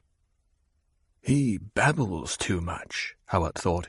He's not like Leto, who could tell me a thing with a lift of an eyebrow or the wave of a hand. Nor like the old Duke, who could express an entire sentence in the way he accented a single word. This is a clod. Destroying him will be a service to mankind. You will not leave here until I've had a full and complete explanation, the Baron said. You speak too casually of Salusa Secundus, Hawat said. It's a penal colony, the Baron said. "The worst riff-raff in the galaxy are sent to Salusa Secundus. What else do we need to know?" "That conditions on the prison planet are more oppressive than anywhere else," Howard said. "You hear that the mortality rate among new prisoners is higher than 60%. You hear that the Emperor practices every form of oppression there. You hear all this, and do not ask questions." "The Emperor doesn't permit the great houses to inspect his prison," the Baron growled. "But he hasn't seen into my dungeons either." "And curiosity about Salusa Secundus is, Howard put a bony finger to his lips, "discouraged. So he's not proud of some of the things he must do there." Howard allowed the faintest of smiles to touch his dark lips. His eyes glinted in the glow-tube light as he stared at the Baron. "And you've never wondered where the Emperor gets his Sardaukar?" The Baron pursed his fat lips. This gave his features the look of a pouting baby, and his voice carried a tone of petulance as he said, "Why, he recruits. That is to say, there are the levies, and he enlists from—" "Faugh!" Howard snapped. "The stories you hear about the exploits of the Sardaukar, they're not rumours, are they? Those are first-hand accounts from the limited number of survivors who fought against the Sardaukar, eh?" "The Sardaukar are excellent fighting men, no doubt of it," the Baron said. "But I think my own legions, a pack of holiday excursionists by comparison," Howard snarled. "You think I don't know why the Emperor turned against House Atreides?" "This is not a realm open to your speculation," the Baron warned. Is it possible that even he doesn't know what motivated the Emperor in this? Howard asked himself. "Any area is open to my speculation if it does what you've hired me to do," Howard said. "I am a Mentat. You do not withhold information or computation lines from a Mentat." For a long minute the Baron stared at him, then, "Say what you must say, Mentat." "The Padishah Emperor turned against House Atreides because the Duke's war masters, Gurney Haddock and Duncan Idaho, had trained a fighting force, a small fighting force, to within a hair as good as the Sardaukar. Some of them were even better, and the Duke was in a position to enlarge his force, to make it every bit as strong as the Emperor's." The Baron weighed this disclosure, then, "What has Arrakis to do with this?" "It provides a pool of recruits already conditioned to the bitterest survival training." The Baron shook his head. "You cannot mean the Fremen." "I mean the Fremen." "Ha! Then why warn Raban?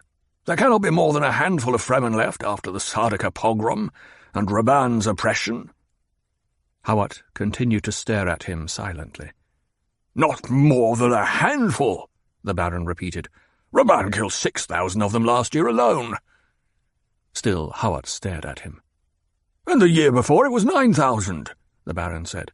"And before they left, the Sardaukar must have accounted for at least 20,000. "What are Raban's troop losses for the past 2 years?" Howard asked. The Baron rubbed his jowls. "Well, he has been recruiting rather heavily, to be sure. His agents make rather extravagant promises, and—" "Shall we say 30,000 in round numbers?" Howard asked.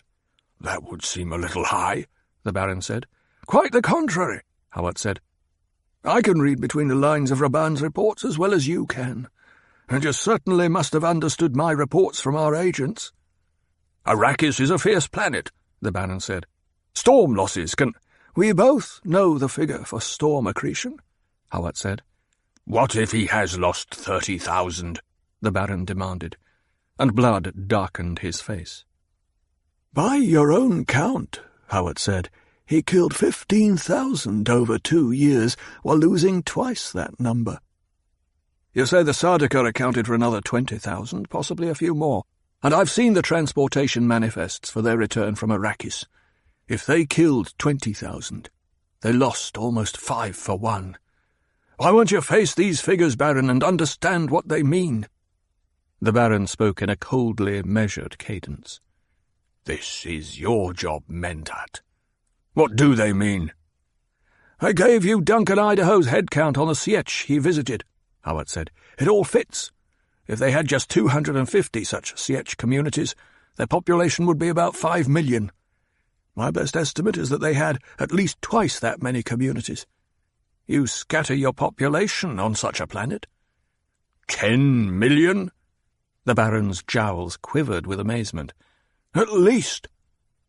The Baron pursed his fat lips. The beady eyes stared without wavering at Howard. Is this true mentat computation? He wondered. How could this be and no one suspect? We haven't even cut heavily into their birth rate growth figure, Howard said.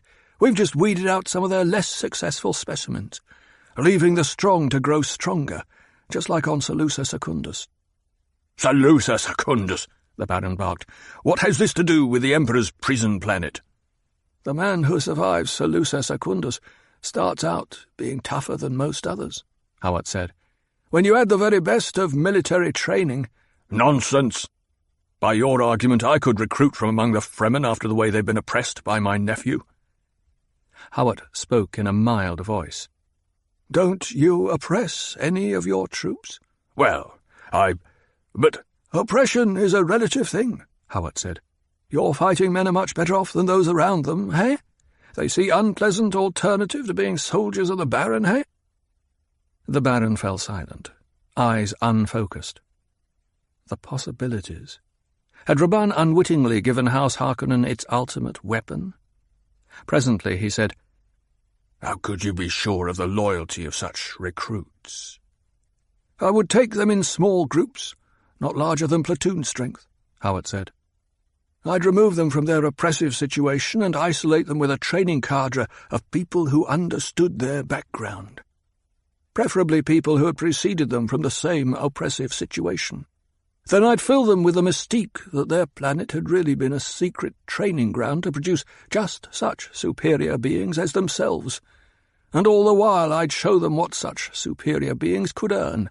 Rich living, beautiful women, fine mansions, whatever they desired. The Baron began to nod. The way the Sardaukar live at home.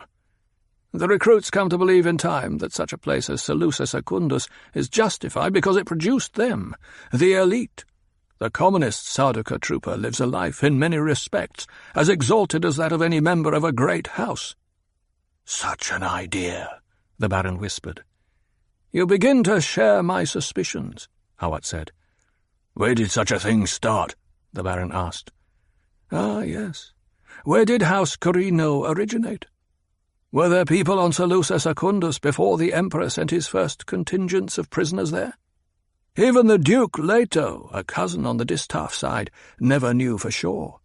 Such questions are not encouraged. The Baron's eyes glazed with thought. Yes, a very carefully kept secret. They'd used every device of— Besides, what's there to conceal? Howard asked. That the Padishah Emperor has a prison planet? Everyone knows this. That he has— Count Fenring, the Baron blurted. Howard broke off, studied the Baron with a puzzled frown. What of Count Fenring? At my nephew's birthday, several years ago, the Baron said. This imperial popinjay, Count Fenring, came as official observer and to conclude a business arrangement between the Emperor and myself. So? During one of our conversations, I believe I said something about making a prison planet of Arrakis. Fenring— What did you say exactly? Howard asked. Exactly? That was quite a while ago, and— My Lord Baron, if you wish to make the best use of my services, you must give me adequate information. Wasn't this conversation recorded? The Baron's face darkened with anger. You're as bad as Piter. I don't like these— Piter is no longer with you, my lord, Howard said. As to that, whatever did happen to Piter?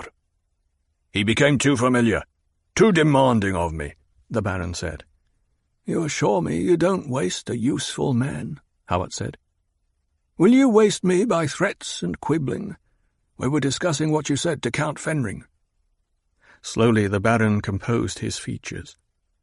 When the time comes, he thought, I'll remember his manner with me. Yes, I will remember.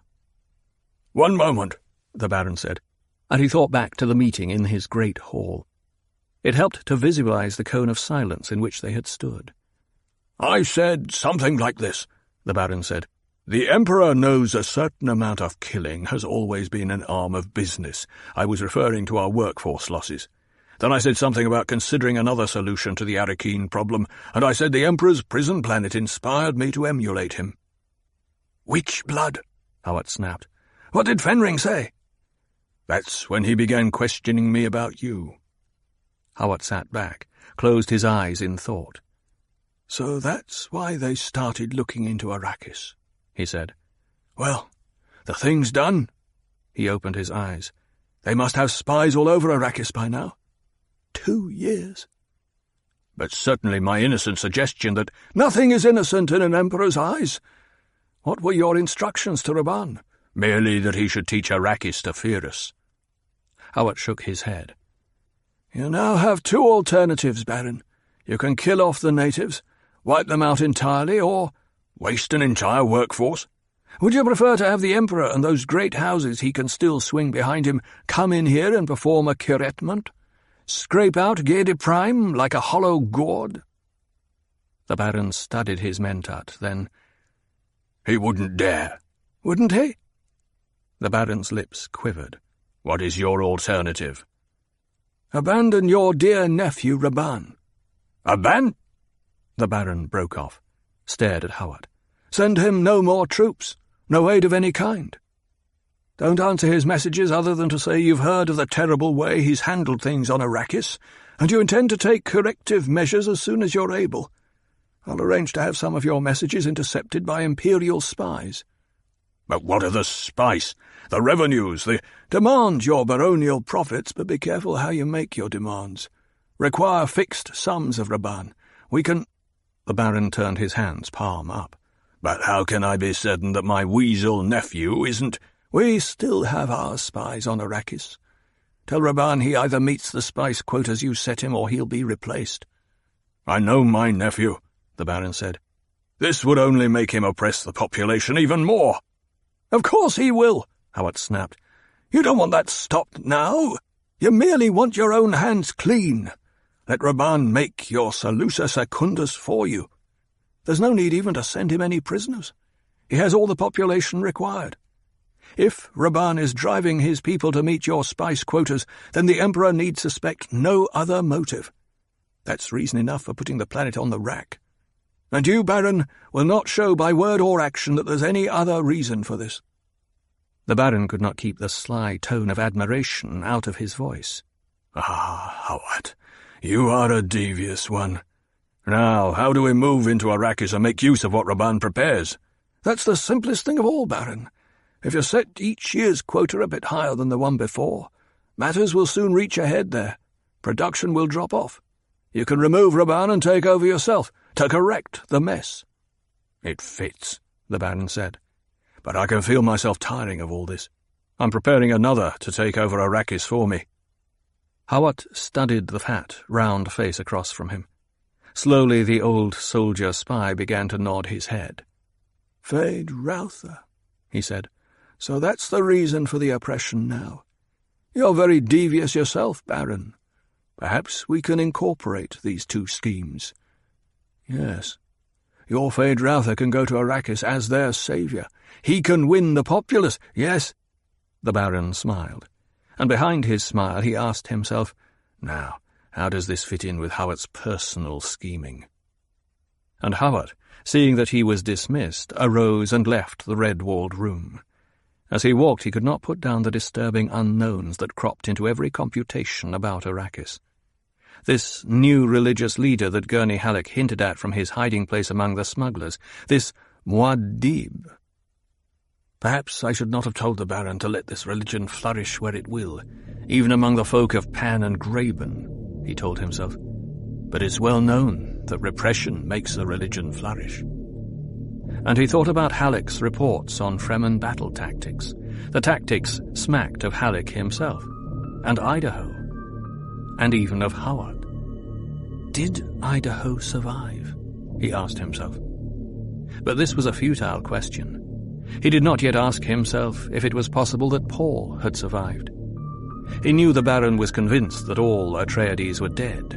The Bene Gesserit witch had been his weapon, the Baron admitted, and that could only mean an end to all, even to the woman's own son.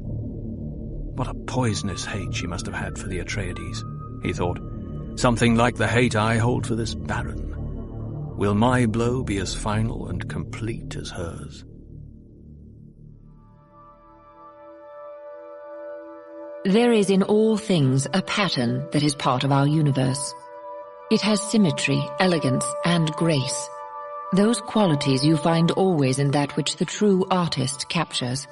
You can find it in the turning of the seasons, in the way sand trails along a ridge, in the branched clusters of the creosote bush or the pattern of its leaves. We try to copy these patterns in our lives and our society, seeking the rhythms, the dances, the forms that comfort. Yet it is possible to see peril in the finding of ultimate perfection. It is clear that the ultimate pattern contains its own fixity. In such perfection, all things move toward death. From the collected sayings of Muad'Dib by the Princess Irulan. Paul Muad'Dib remembered that there had been a meal heavy with spice essence. He clung to this memory because it was an anchor point, and he could tell himself from this vantage that his immediate experience must be a dream. I am a theatre of processes, he told himself. I am a prey to the imperfect vision, to the race consciousness and its terrible purpose. Yet he could not escape the fear that he had somehow overrun himself, lost his position in time, so that past and future and present mingled without distinction. It was a kind of visual fatigue, and it came, he knew, from the constant necessity of holding the prescient future as a kind of memory that was in itself a thing intrinsically of the past. Chani prepared the meal for me, he told himself. Yet Chani was deep in the south, in the cold country where the sun was hot, secreted in one of the new Sietch strongholds, safe with their son, Leto II. Or was that a thing yet to happen? No, he reassured himself, for Alia the Strange One, his sister, had gone there with his mother and with Chani, a 20-thumper trip into the south, riding a reverend mother's palanquin fixed to the back of a wild maker. He shied away from the thought of riding the giant worms, asking himself, or is Alia yet to be born? I was on a razzia, Paul recalled. I went raiding to recover the water of our dead in Arrakeen, and I found the remains of my father in the funeral pyre. I enshrined the skull of my father in a Fremen rock mound overlooking Haag Pass. Or was that a thing yet to be? My wounds are real, Paul told himself. My scars are real. The shrine of my father's skull is real. Still in the dreamlike state, Paul remembered that Hera, Jameis's wife, had intruded on him once to say there'd been a fight in the Sietch corridor. That had been the interim Sietch before the women and children had been sent into the deep south. Hera had stood there in the entrance to the inner chamber, the black wings of her hair tied back by water rings on a chain. She had held aside the chamber's hangings and told him that Chani had just killed someone. This happened, Paul told himself. This was real, not born out of its time and subject to change. Paul remembered he had rushed out to find Chani standing beneath the yellow globes of the corridor, clad in a brilliant blue wraparound robe with hood thrown back, a flush of exertion on her elfin features. She had been sheathing her crysknife. A huddled group had been hurrying away down the corridor with a burden. And Paul remembered telling himself, you always know when they're carrying a body. Chani's water rings, worn openly in Sietch on a cord around her neck, tinkled as she turned toward him. Chani, what is this? He asked. I dispatched one who came to challenge you in single combat, Usul. You killed him? Yes, but perhaps I should have left him for Hera. And Paul recalled how the faces of the people around them had showed appreciation for these words. Even Hera had laughed. But he came to challenge me. You trained me yourself in the weirding way, Usul. Certainly, but you shouldn't. I was born in the desert, Usul. I know how to use a crysknife. He suppressed his anger, tried to talk reasonably.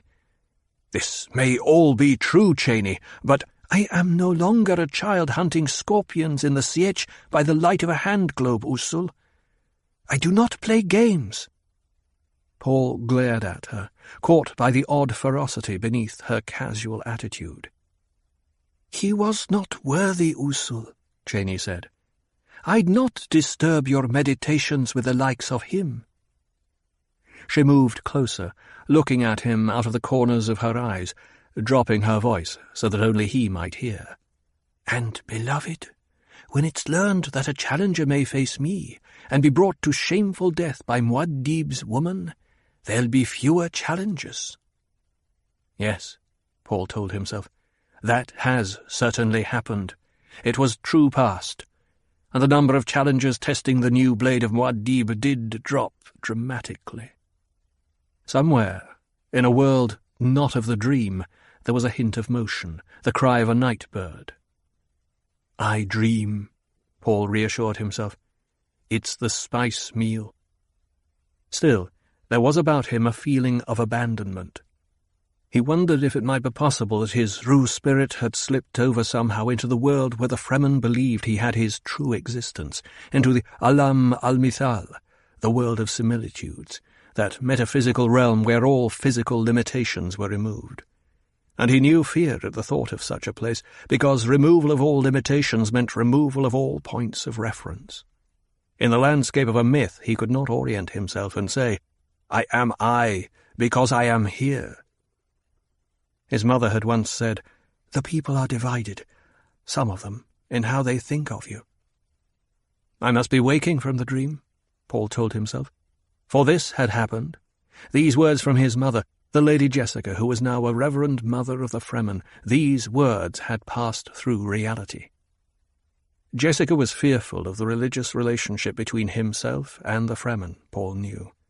She didn't like the fact that people of both Sietch and Graben referred to Muad'Dib as him, and she went questioning among the tribes, sending out her Sayadina spies, collecting their answers and brooding on them.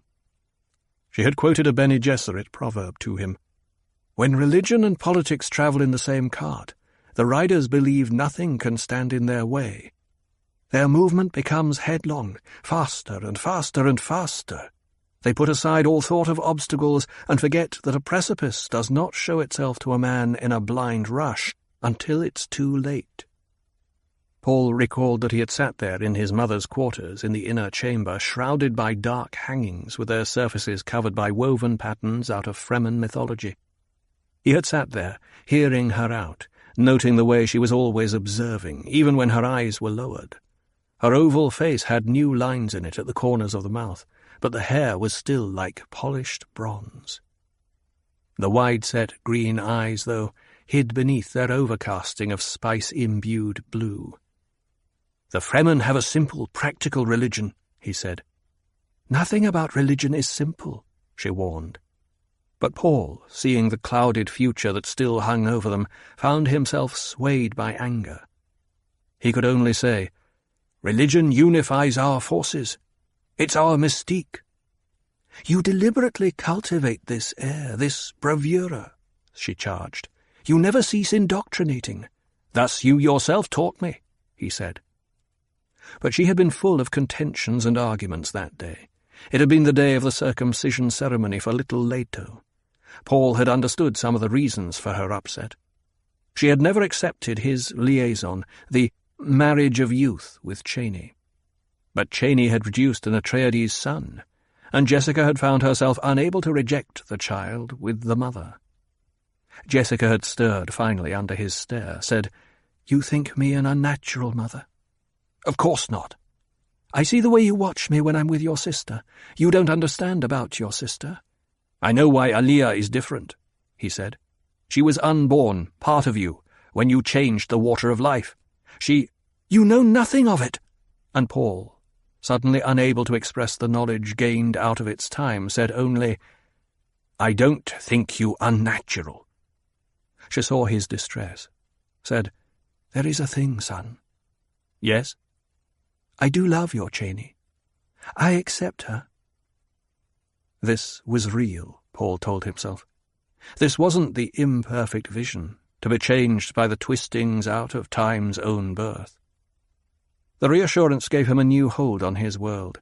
Bits of solid reality began to dip through the dream state into his awareness. He knew suddenly that he was in a Hireg, a desert camp. Cheney had planted their still tent on flower sand for its softness. That could only mean Cheney was nearby. Cheney, his soul. Cheney, his Sihaya, sweet as the desert spring, Cheney up from the palmaries of the deep south. Now he remembered her singing a sand shanty to him in the time for sleep. "Oh, my soul, have no taste for paradise this night, and I swear by Shai Hulud you will go there, obedient to my love." And she had sung the walking song lovers shared on the sand, its rhythm like the drag of the dunes against the feet. "Tell me of thine eyes, and I will tell thee of my heart. Tell me of thy feet, and I will tell thee of thy hands. Tell me of thy sleeping, and I will tell thee of thy waking. Tell me of thy desires, and I will tell thee of thy need."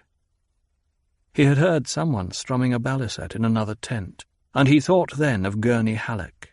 Reminded by the familiar instrument, he had thought of Gurney, whose face he had seen in a smuggler band, but who had not seen him, could not see him, or know of him, lest that inadvertently lead the Harkonnens to the son of the Duke they had killed. But the style of the player in the night, the distinctiveness of the fingers on the baliset's strings brought the real musician back to Paul's memory. It had been Khat the leper, captain of the Fedaykin, leader of the death commandos who guarded Muad'Dib. "We are in the desert," Paul remembered. "We are in the central erg beyond the Harkonnen patrols. I am here to walk the sand, to lure a maker and mount him by my own cunning that I may be a Fremen entire." He felt now the Mauler pistol at his belt, the crysknife. He felt the silence surrounding him. It was that special pre-morning silence when the night birds had gone and the day creatures had not yet signalled their alertness to their enemy, the sun.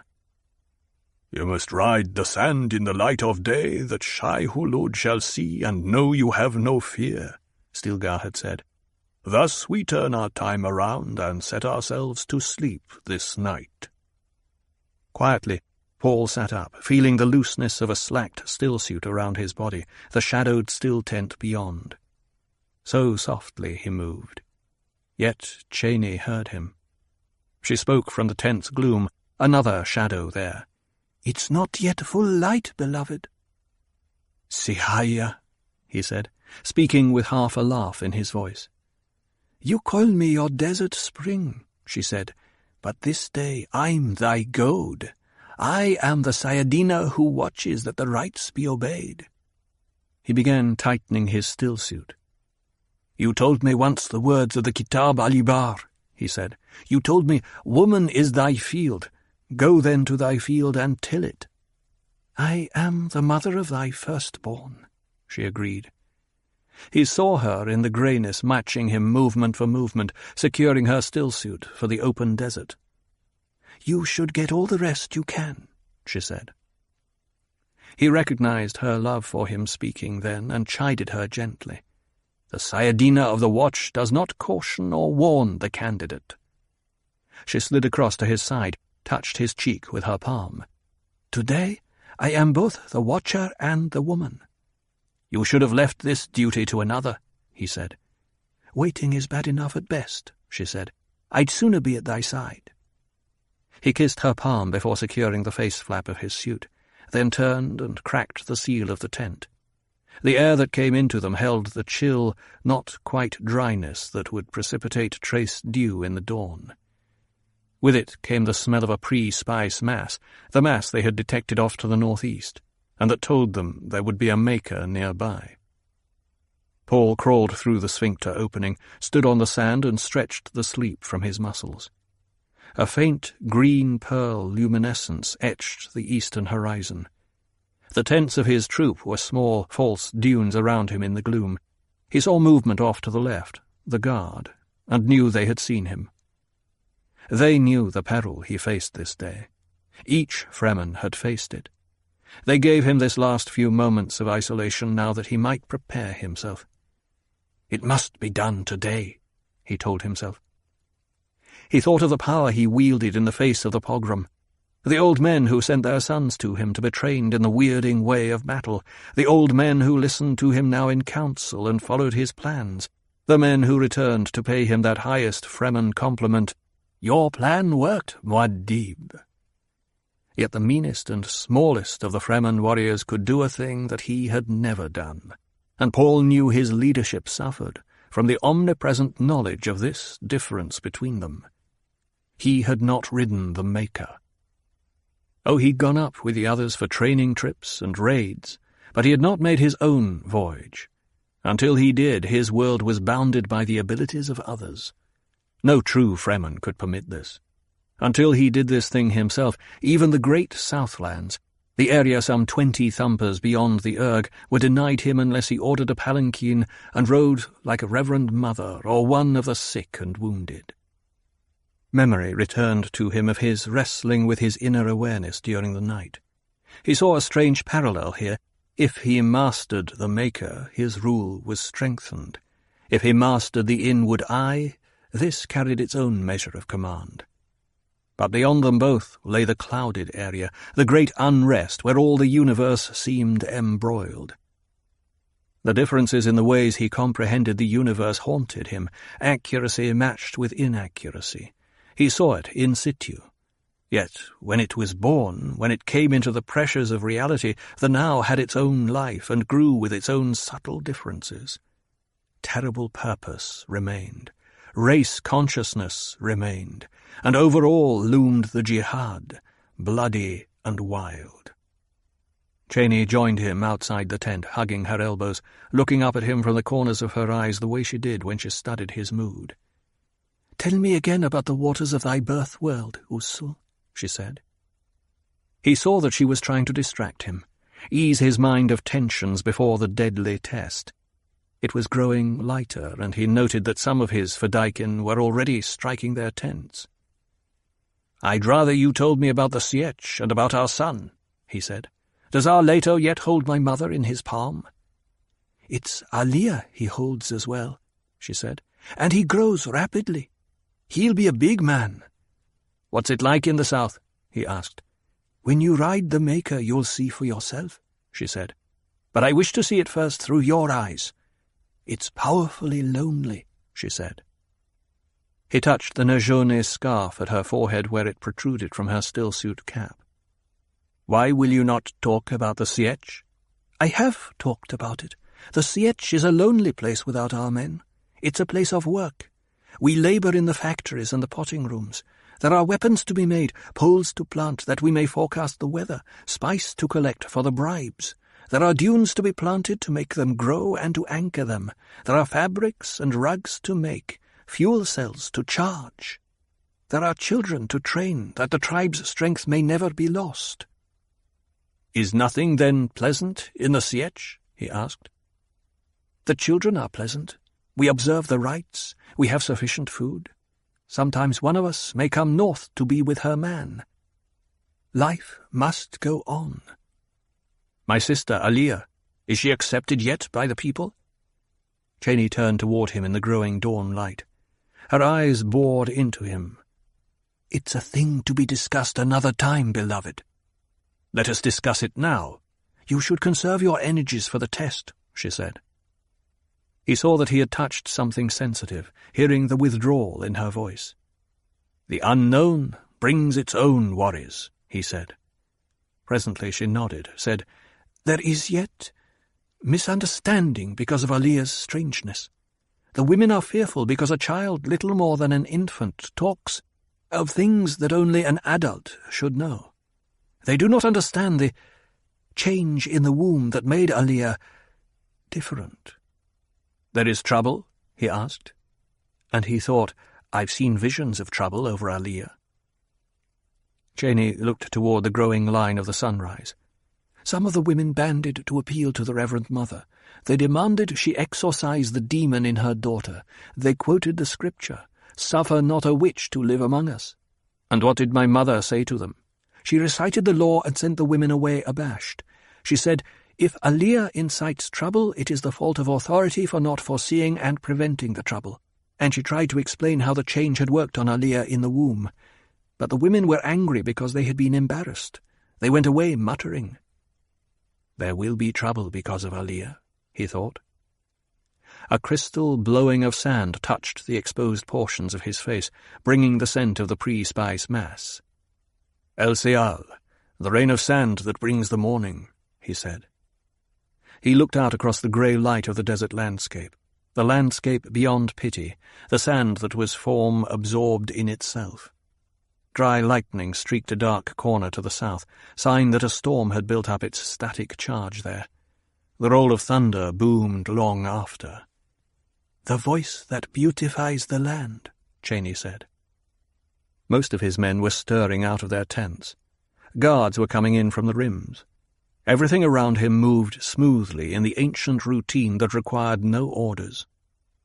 "Give as few orders as possible," his father had told him.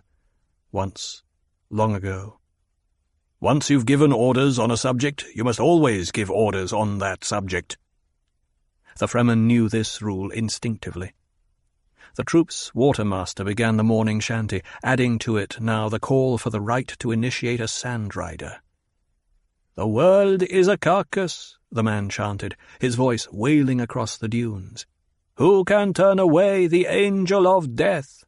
What Shai Hulud has decreed must be." Paul listened, recognizing that these were the words that also began the death chant of his Fedaykin, the words the death commandos recited as they hurled themselves into battle. "Will there be a rock shrine here this day to mark the passing of another soul?" Paul asked himself.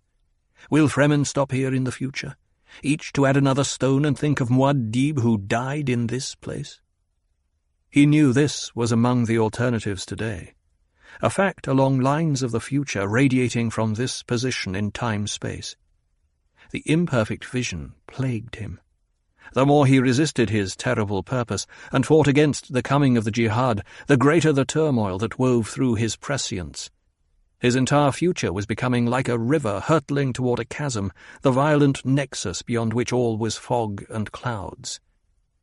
"Stilgar approaches," Cheney said. "I must stand apart now, beloved. Now I must be Sayadina and observe the rite that it may be reported truly in the chronicles." She looked up at him, and for a moment her reserve slipped. Then she had herself under control. "When this is past, I shall prepare thy breakfast with my own hands," she said. She turned away. Stilgar moved toward him across the flower sand, stirring up little dust puddles. The dark niches of his eyes remained steady on Paul with their untamed stare. The glimpse of black beard above the stillsuit mask, the lines of craggy cheeks, could have been wind-etched from the native rock for all their movement. The man carried Paul's banner on its staff, the green and black banner with a water tube in the staff that already was a legend in the land. Half pridefully, Paul thought, "I cannot do the simplest thing without its becoming a legend. They will mark how I parted from Cheney, how I greet Stilgar, every move I make this day. Live or die, it is a legend. I must not die. Then it will be only legend, and nothing to stop the jihad." Stilgar planted the staff in the sand beside Paul, dropped his hands to his sides. The blue within blue eyes remained level and intent, and Paul thought how his own eyes already were assuming this mask of colour from the spice. "They denied us the Hajj," Stilgar said with ritual solemnity. As Cheney had taught him, Paul responded, "Who can deny a Fremen the right to walk or ride where he wills?" "I am a Naib," Stilgar said, "never to be taken alive. I am a leg of the death tripod that will destroy our foes." Silence settled over them. Paul glanced at the other Fremen scattered over the sand beyond Stilgar, at the way they stood without moving for this moment of personal prayer, and he thought of how the Fremen were a people whose living consisted of killing, an entire people who had lived with rage and grief all of their days, never once considering what might take the place of either, except for a dream with which Liet Kynes had infused them before his death. "Where is the Lord who led us through the land of desert and of pits?" Stilgar asked. "He is ever with us," the Fremen chanted. Stilgar squared his shoulders, stepped closer to Paul and lowered his voice. "Now, remember what I told you. Do it simply and directly, nothing fancy. Among our people we ride the Maker at the age of 12. You are more than 6 years beyond that age and not born to this life. You don't have to impress anyone with your courage. We know you are brave.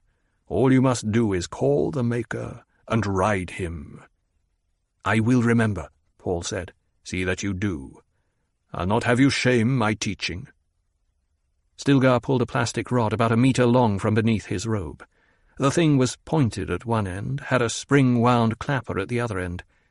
"I prepared this thumper myself. It's a good one. Take it." Paul felt the warm smoothness of the plastic as he accepted the thumper. "Shishakli has your hooks," Stilgar said. "He'll hand them to you as you step out onto that dune over there." He pointed to his right. "Call a big Maker, Usul. Show us the way." Paul marked the tone of Stilgar's voice, half ritual and half that of a worried friend. In that instant the sun seemed to bound above the horizon. The sky took on the silvered grey blue that warned this day would be a day of extreme heat and dryness even for Arrakis. "It is the time of the scalding day," Stilgar said, and now his voice was entirely ritual. "Go, Usul, and ride the Maker. Travel the sand as a leader of men." Paul saluted his banner, noting how the green and black flag hung limply now that the dawn wind had died. He turned toward the dune Stilgar had indicated, a dirty tan slope with an S-track crest. Already most of the troop was moving out in the opposite direction, climbing the other dune that had sheltered their camp. One robed figure remained in Paul's path. Shishakli, a squad leader of the Vadaikin, only his slope-lidded eyes visible between still-suit cap and mask. Shishakli presented 2 thin, whip-like shafts as Paul approached. The shafts were about 1.5 meters long, with glistening plasteel hooks at one end, roughened at the other end for a firm grip. Paul accepted them both in his left hand as required by the ritual. "They are my own hooks," Shishakli said in a husky voice. "They never have failed." Paul nodded, maintaining the necessary silence, moved past the men and up the dune slope. At the crest he glanced back, saw the troop scattering like a flight of insects, their robes fluttering. He stood alone now on the sandy ridge, with only the horizon in front of him, the flat and unmoving horizon. This was a good dune Stilgar had chosen, higher than its companions for the viewpoint vantage. Stooping, Paul planted the thumper deep into the windward face where the sand was compacted and would give maximum transmission to the drumming. Then he hesitated, reviewing the lessons, reviewing the life-and-death necessities that faced him. When he threw the latch, the thumper would begin its summons. Across the sand, a giant worm, a Maker, would hear and come to the drumming. With a whip-like hook-staffs, Paul knew, he could mount the Maker's high, curving back. For as long as a forward edge of a worm's ring segment was held open by a hook, open to admit abrasive sand into the more sensitive interior, the creature would not retreat beneath the desert. It would, in fact, roll its gigantic body to bring the opened segment as far away from the desert's surface as possible. "I am a sand rider," Paul told himself. He glanced down at the hooks in his left hand, thinking that he had only to shift those hooks down the curve of a Maker's immense side to make the creature roll and turn, guiding it where he willed. He had seen it done. He had been helped up the side of a worm for a short ride in training. The captive worm could be ridden until it lay exhausted and quiescent upon the desert's surface, and a new Maker must be summoned. Once he was past this test, Paul knew, he was qualified to make the 20-thumper journey into the Southland, to rest and restore himself, into the south, where the women and the families had been hidden from the pogrom among the new Palmeries and Sietch warrens. He lifted his head and looked to the south. reminding himself that the Maker summoned wild from the Urg was an unknown quantity, and the one who summoned it was equally unknown to this test. "You must gauge the approaching Maker carefully," Stilgar had explained. "You must stand close enough that you can mount it as it passes, yet not so close that it engulfs you." With abrupt decision, Paul released the thumper's latch. The clapper began revolving, and the summons drummed through the sand. A measured lump, lump, lump. He straightened, scanning the horizon, remembering Stilgar's words. "Judge the line of approach carefully. Remember, a worm seldom makes an unseen approach to a thumper. Listen all the same. You may often hear it before you see it." And Cheney's words of caution, whispered at night when her fear for him overcame her, filled his mind. "When you take your stand along the Maker's path, you must remain utterly still. You must think like a patch of sand. Hide beneath your cloak and become a little dune in your very essence." Slowly he scanned the horizon, listening, watching for the signs he had been taught. It came from the southeast, a distant hissing, a sand whisper. Presently he saw the faraway outline of the creature's track against the dawn light, and realized he had never before seen a Maker this large, never heard of one this size. It appeared to be more than half a league long, and the rise of the sand wave at its cresting head was like the approach of a mountain. "This is nothing I have seen by vision or in life," Paul cautioned himself. He hurried across the path of the thing to take his stand, caught up entirely by the rushing needs of this moment.